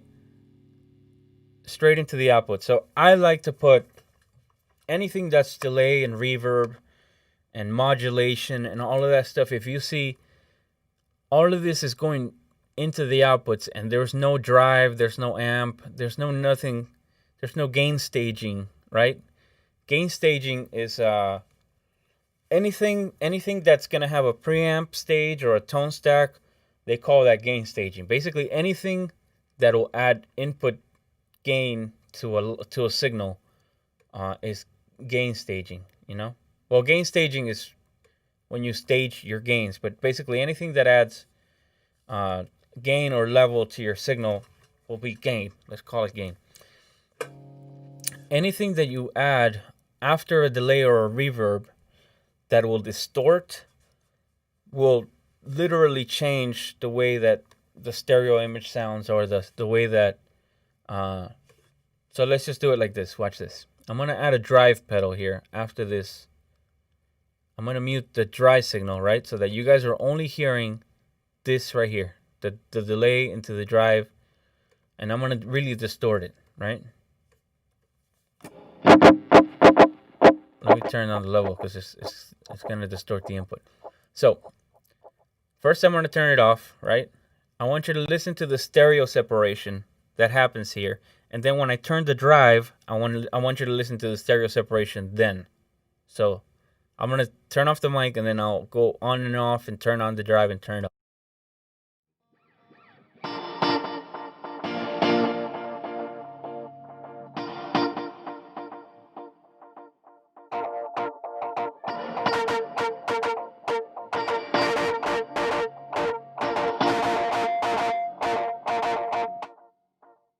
See, all of a sudden now your separation is gone because it's running into a drive, and the drive saturates and compresses everything. So now you're not going to have your right and left anymore. Let me show you again. Hold on, because I have this reverb here. I'm going to mute this reverb. Let me just cut this right here. I'm cutting this input. So now this is just a delay. Check out what's going to happen when this drive comes on, when it turns red. You'll hear that it kills the stereo.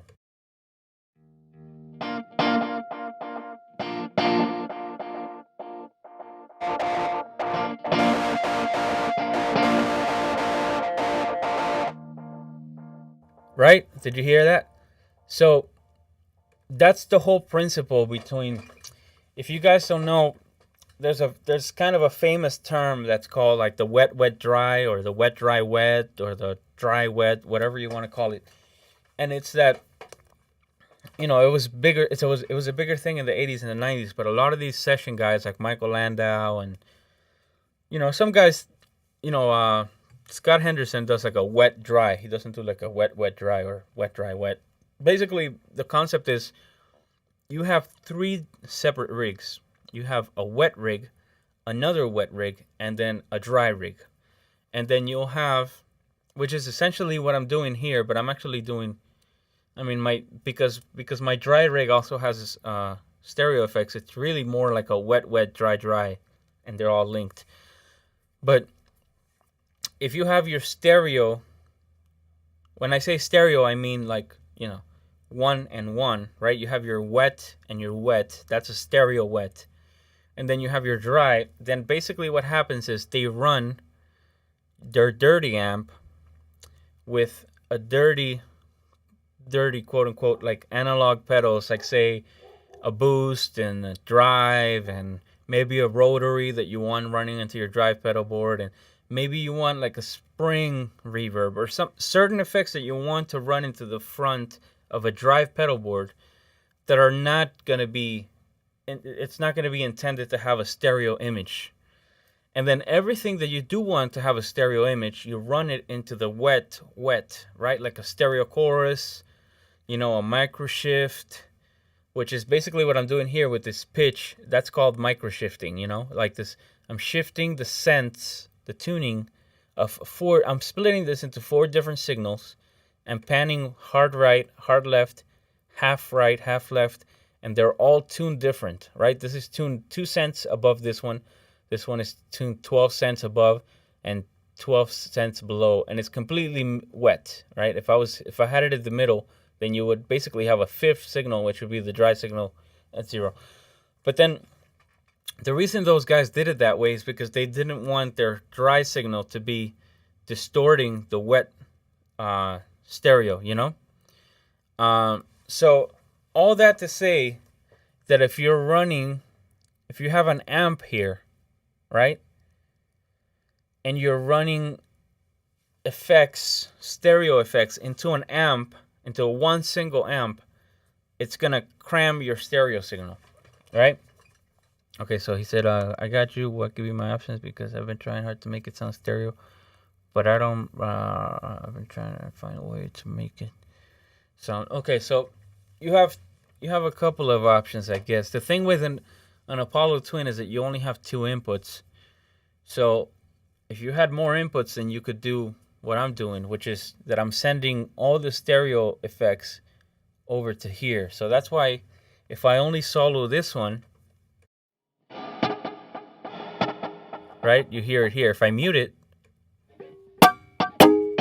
there's no effects. So the way that I would do it is, let me think.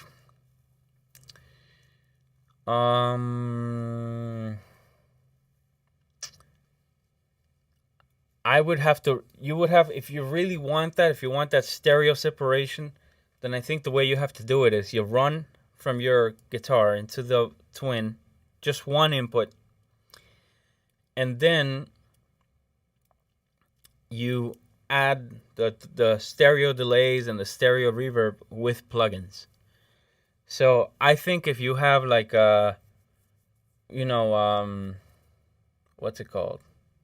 Like a Strymon Big Sky and a Timeline and all that stuff, and you want it to be stereo, then you can't really use the amp on here.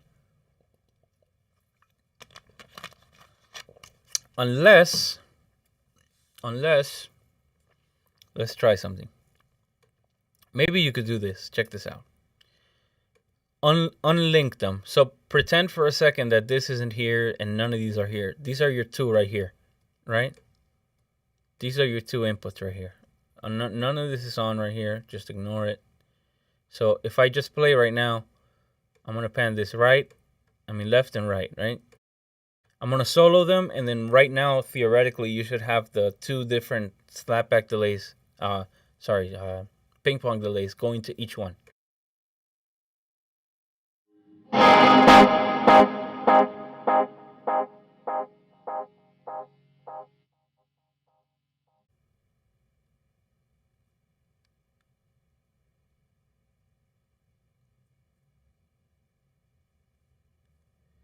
All right, hold on. I just want to make sure that it's back.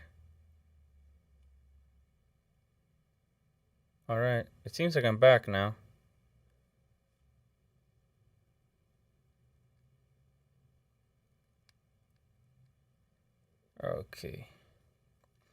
Okay, so anyway, what I was saying was that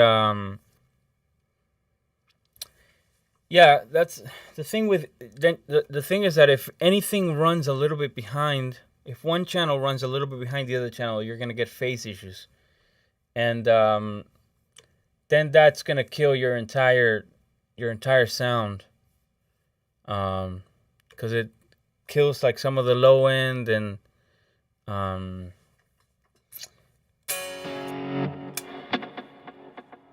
yeah, I'll show you what happens. Look, I'm gonna bypass this delay, right? This is what when somebody says something is out of phase, this is what they mean. I'm gonna solo these two, and then I'm gonna flip the phase on one, and you're gonna see how the sound gets crappy.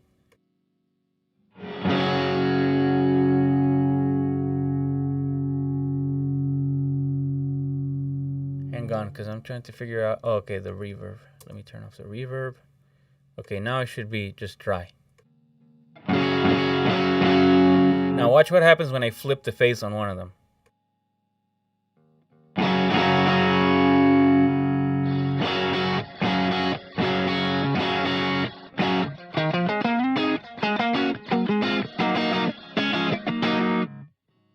Right? It sounds different. Something happened in the stereo image because basically it's moving one of them slightly off time to try to match a bad phase.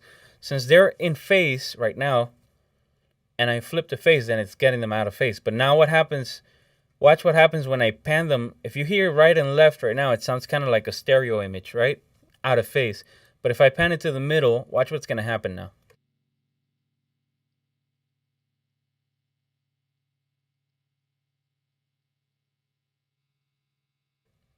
Okay, so check it. They're in phase right now.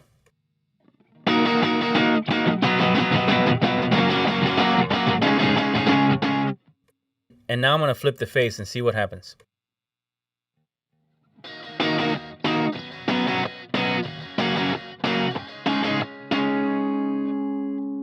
Right? That's when people say that there's phase canceling, that's what they mean. Like literally the sound is gone. Right? Because the two things are out of phase, they're slightly behind one another, and they cancel each other's frequencies.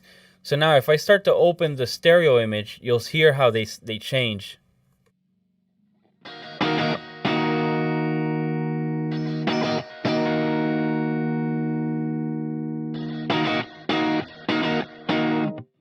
Right? So you see how as soon as I opened it, now the sound is back. But that's not a good thing either, because then what happens? That means that they're out of phase, but you're panning them out, so now you can actually hear them. But if you pan them back to mono, then it's gonna kill, and they're gonna cancel each other out. So what's the problem with that? If you're listening to a mix in stereo, then you're hearing both of those things separate, and it sounds nice and full.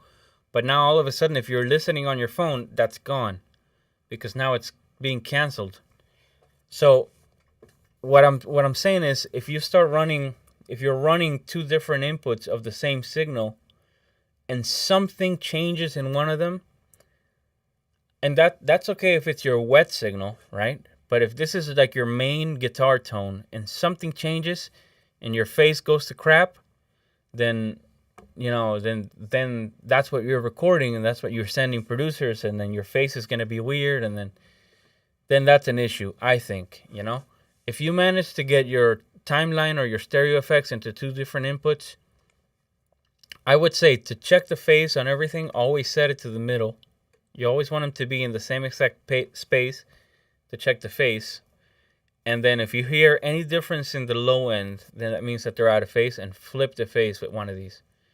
Or another way to check it is just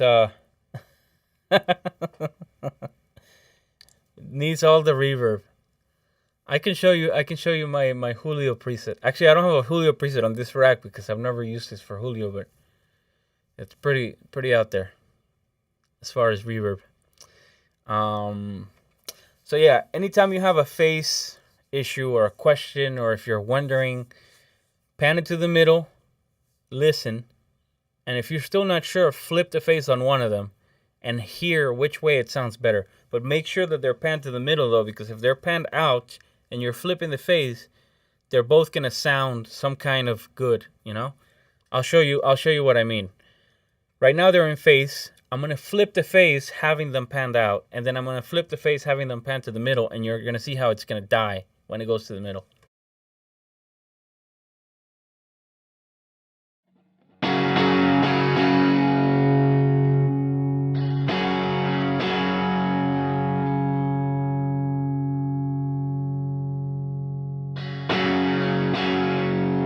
So right there, it's out of phase. So that's why everything is gone. Now watch what happens if I flip the face on one of them.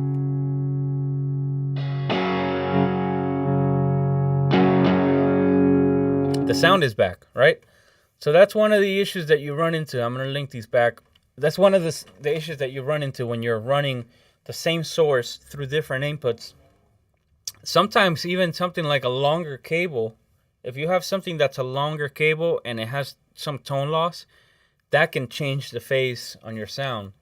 So if you have a pedal board that's stereo and you're trying to run stereo effects into an interface, and you don't have the same cable, for example, or if maybe one of your pedals has a stereo widener, or it's all kinds of weird when you're trying to run it that way. But you can always do. Let me see, Vincent, el caballo. I tried to put it in Logic, but I don't know how to make it work. Do I have to open 2 channels or not? No. So, okay, so let's try this. I don't have Logic, but I don't know if Pro Tools is gonna work with this OBS setup. But let me try to open like a blank session. In reality, if you open one, when you create a track, it should ask you. I don't know Logic, but it should ask you mono if you want to open a mono track or a stereo track.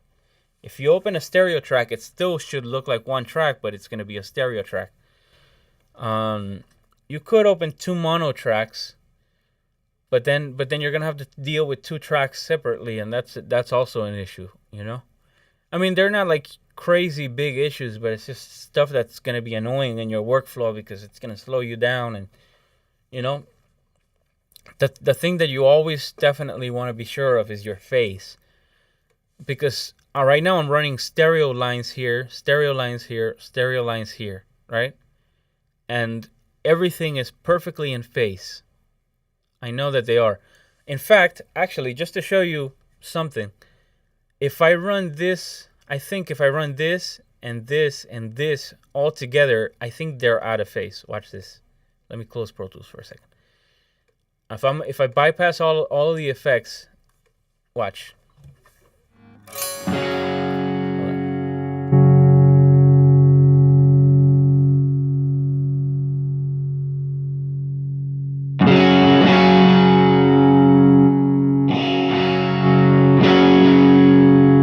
Just kidding, they're in phase.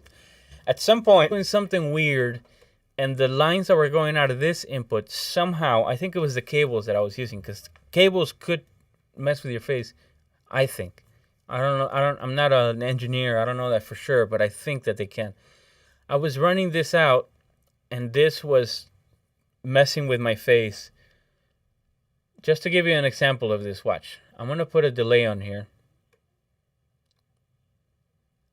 This is what I mean by phase. This is going to be just a regular digital stereo delay. If I set it to 0, there's no delay, right? Now, if I set the mix to 100%, it's full wet. But if I set this to 0, then and the time to 0 to 1 millisecond. Oh, I can't set it to 0. Okay, so this should mess with your phase. You hear it right away. You hear how it sounds kind of weird, nasally, kind of weird. That's the phase.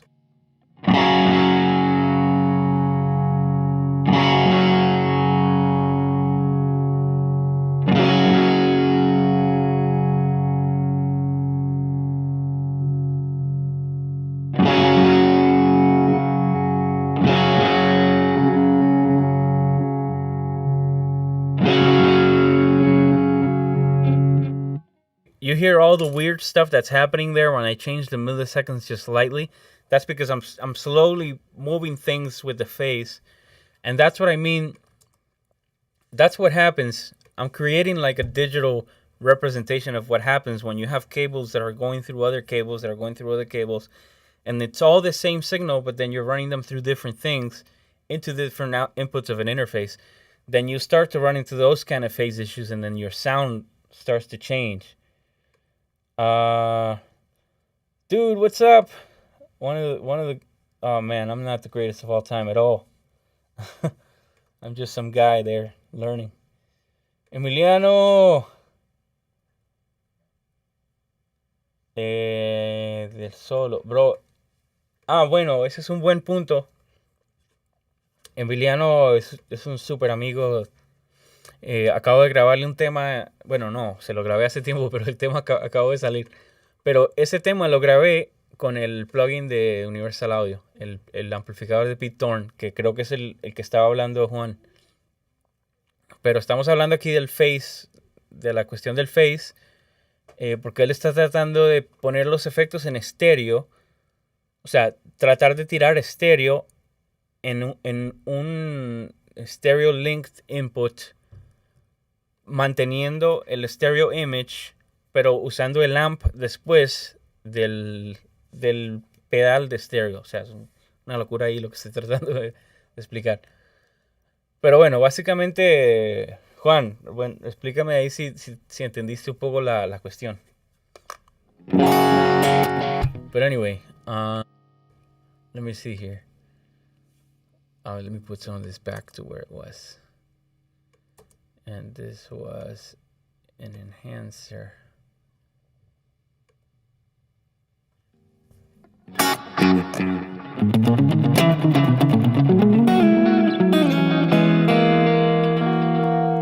Okay, so actually, this is a funny thing. I know that Vincent's here. Vincent's a great bass player. This is one of the things that I always notice with bass. When you record an amp, a bass amp, and then a bass DI, that's one of the issues with phase. You run into that issue. I have a lot of sessions that I've been producing an album for this guy in Argentina. Well, he's an Argentinian guy, but he's here. But the bass was recorded by a guy here, and the way they recorded it in the studio that they recorded, it was with a bass amp, right, mic'd, and then a bass DI. So now what happens is your bass plugged into a DI, plugged into an interface, it's gonna get to the source. It's gonna get from the source to the interface quicker than your bass into a pedal or a pedal board, into an amp, into a speaker, into a mic, into a cable, into the interface. Like, all of that stuff is going to cost milliseconds of delay. So what happens is that one signal is going to start here and one signal is going to be slightly moved. So they're going to be out of phase. And not all the out of phases, like this right here, what I just showed you, when I flipped the face on this and the low end, like, it just totally killed the tone. It's not always going to sound like that when things are out of phase. Sometimes things are out of phase and it's not going to sound bad. You know, like a famous example of that is Brian May from Queen. He has a pickup situation where he puts his pickups out of phase, and that's a sound. So out of phase isn't always a bad thing. But let me see because I think I'm reading the things delayed here on the screen. Más o menos, bro, tengo todavía dudas. Es mi primera vez haciendo todo esto. Bro, yo te diría que lo tires en mono, men. Yo sé que es un poco ahí medio cagada porque tienes pedales buenos en estéreo, pero en realidad tú puedes tirar de la guitarra mono al Apollo Twin, usa el amplificador mono y luego ponle los efectos en estéreo con plugins de Logic y ya ahí lo conviertes en estéreo después de que ya sabes que todo está en fase. Aunque bueno, puedes probar también lo de entrar con la pedalera en diferentes inputs sin hacerle el link y escuchar, o sea, tú puedes hacerlo y asegurarte de que esté en fase. Y si no está fuera de fase, si no se está cancelando nada, entonces está bien, ¿no? Lo que vas a tener que estar moviendo el amplificador de este y luego abrir este y ponerle los mismos settings y asegurarte de que están exactos, porque si no te va a cambiar el phase. La otra cosa que puedes hacer, bueno, no, porque ya ahí le cambié el phase, pero, o sea, esa cuestión del phase es súper importante, porque, por eso que te digo, si agarras una cosa en estéreo y la sumas a mono, se cancelan todas las frecuencias y te queda sonando como una mosquita. Entonces, si me conviene abrir dos canales en mono. No, porque si tú tienes dos canales en mono o un canal en estéreo del mismo source, es lo mismo. O sea, ahí no hay No hay nada de diferencia. La única diferencia sería si tú quieres editar las cosas separadas. O sea, si tú tienes el right y el left y están entrando del mismo source y quieres abrir dos canales mono, la intención de esa sería que quieres ponerle efectos a uno que no quieres que el otro tenga. Y eso también va a causar cosas de phase, ¿no? Por eso es que se doblan las partes. O sea, si tú estás grabando un tema pop, por eso es que grabas una guitarra left y luego grabas, o sea, literalmente grabas from scratch otra right. Porque si no, lo que pudieses hacer, si no hubiesen problemas de phase, es agarrarla de la left y duplicarla right y hacerle cambios, pero ya después cuando cambias una, se jode el phase y se pone raro el sonido. Por eso es que se hacen double takes de las cosas, ¿no?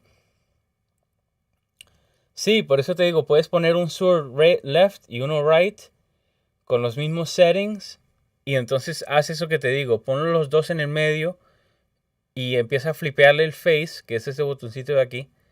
Flip el face y escucha a ver cuál te suena mejor.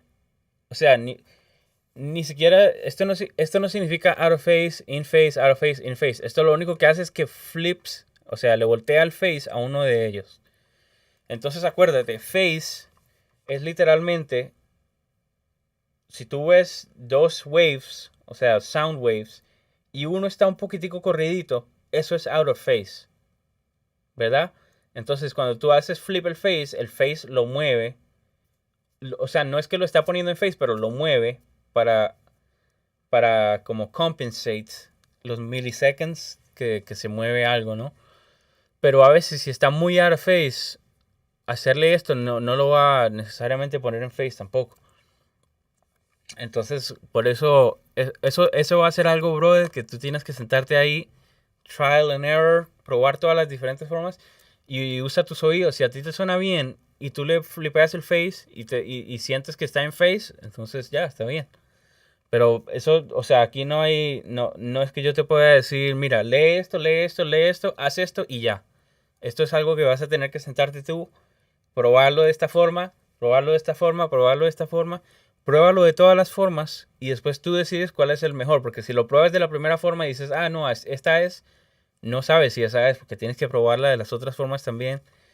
Entonces, como te digo, tíralo mono, grábalo mono, ponle los stereo effects en Logic. Luego, grábalo estéreo separado, uno y uno. Ponle los mismos settings al amp, pruébalo así como te suena. Y luego prueba haciéndolo linked con dos inputs y mira a ver cómo te suena así.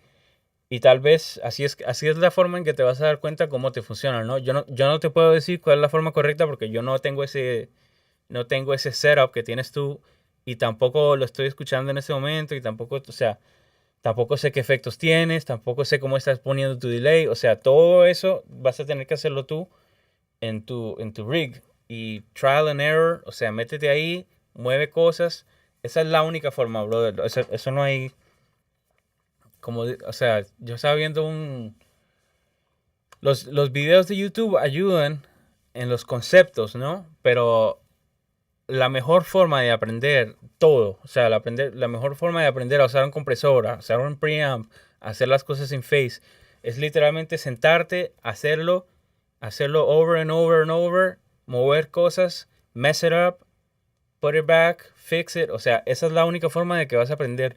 Porque si yo te digo, mira, usa este compresor y ponle este aquí y este aquí y este aquí, o sea, no estás aprendiendo nada. No estás aprendiendo qué hace el ataque, no estás aprendiendo qué hace el release, no estás aprendiendo cómo afecta el ratio, el ataque y el release. O sea, eso tienes que aprenderlo. Yo pienso, ¿no? Cada persona tiene que aprenderlo para saber qué es lo que hace un compresor y cómo se usa, ¿no? Si yo te digo, mira, pon este en 3, este en 8 y este en 4, no estás aprendiendo nada. Y además que esos settings son relativos al tipo de parte que estás grabando. Entonces todo eso tiene mucho que ver con eso, ¿no? Por eso es que es importante tú sentarte ahí con curiosidad, mover, saber qué es lo que hace esto, por qué se pone esto acá, qué tipo de guitarra vas a usar, o sea, qué tipo de guitar part estás grabando y qué compresor le vas a poner a ese guitar part. Entonces, es cuestión de eso, ¿no? El ground quiero limpiarlo un poco más cuando no estoy tocando ahí tendrías que ponerle un gate, que yo sé que mira, si abro el Python acá, el Python no lo puedo poner ahora en el Fractal porque sería como doble amp. El Python, si tú le abres el FX Rack, aquí tiene un gate. Pero la cuestión con el gate es que el gate es como siempre está sacrificando algo. Porque mira, voy a quitar este Python, voy a ponerle el gate al Fractal. Te voy a mostrar algo. Yo en esta guitarra no tengo ruido porque son pickups noiseless. Pero digamos que tuviese ruido. Déjame ver si esto, yo no sé si esto tiene, mira, voy a poner un gate después del drive. Y voy a poner este drive.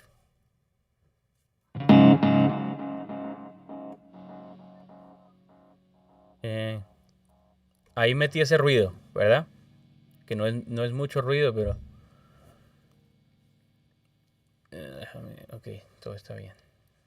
Ok, hay ruido acá. Voy a meter un ruido bien fuerte. Vamos a meter un fuzz. Este ruido, ¿verdad? Si yo empiezo a bajarle el threshold y a subir el ratio, ya, maté el ruido. Pero ahora, ¿qué pasa? Si toco suavecito,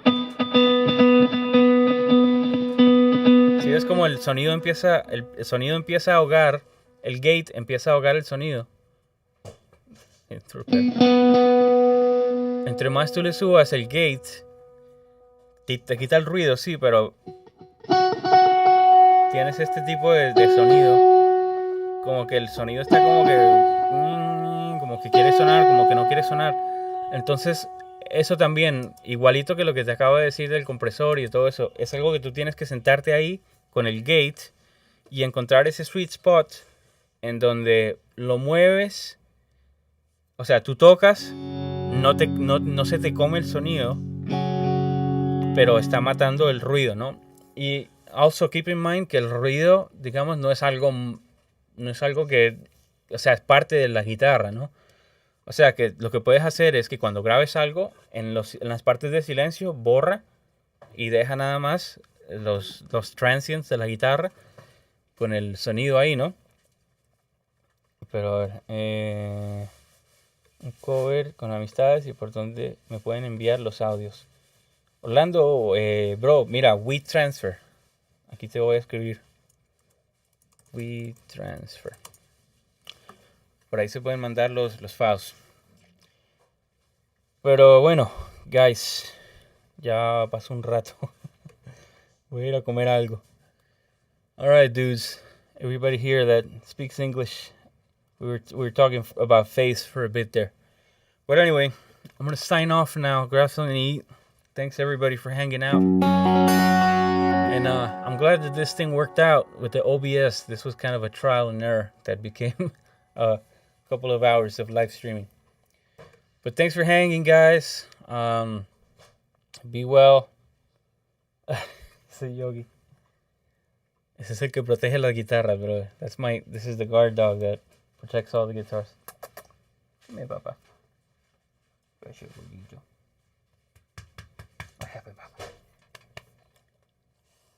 This is Yogi. You don't know it, but he sits back there in all the videos that I make. It's the man right here. Alright, dudes. Well, thanks for the hang. I'll try to do this maybe one a week or something like that. Keep tight. Stay inside. See you dudes later.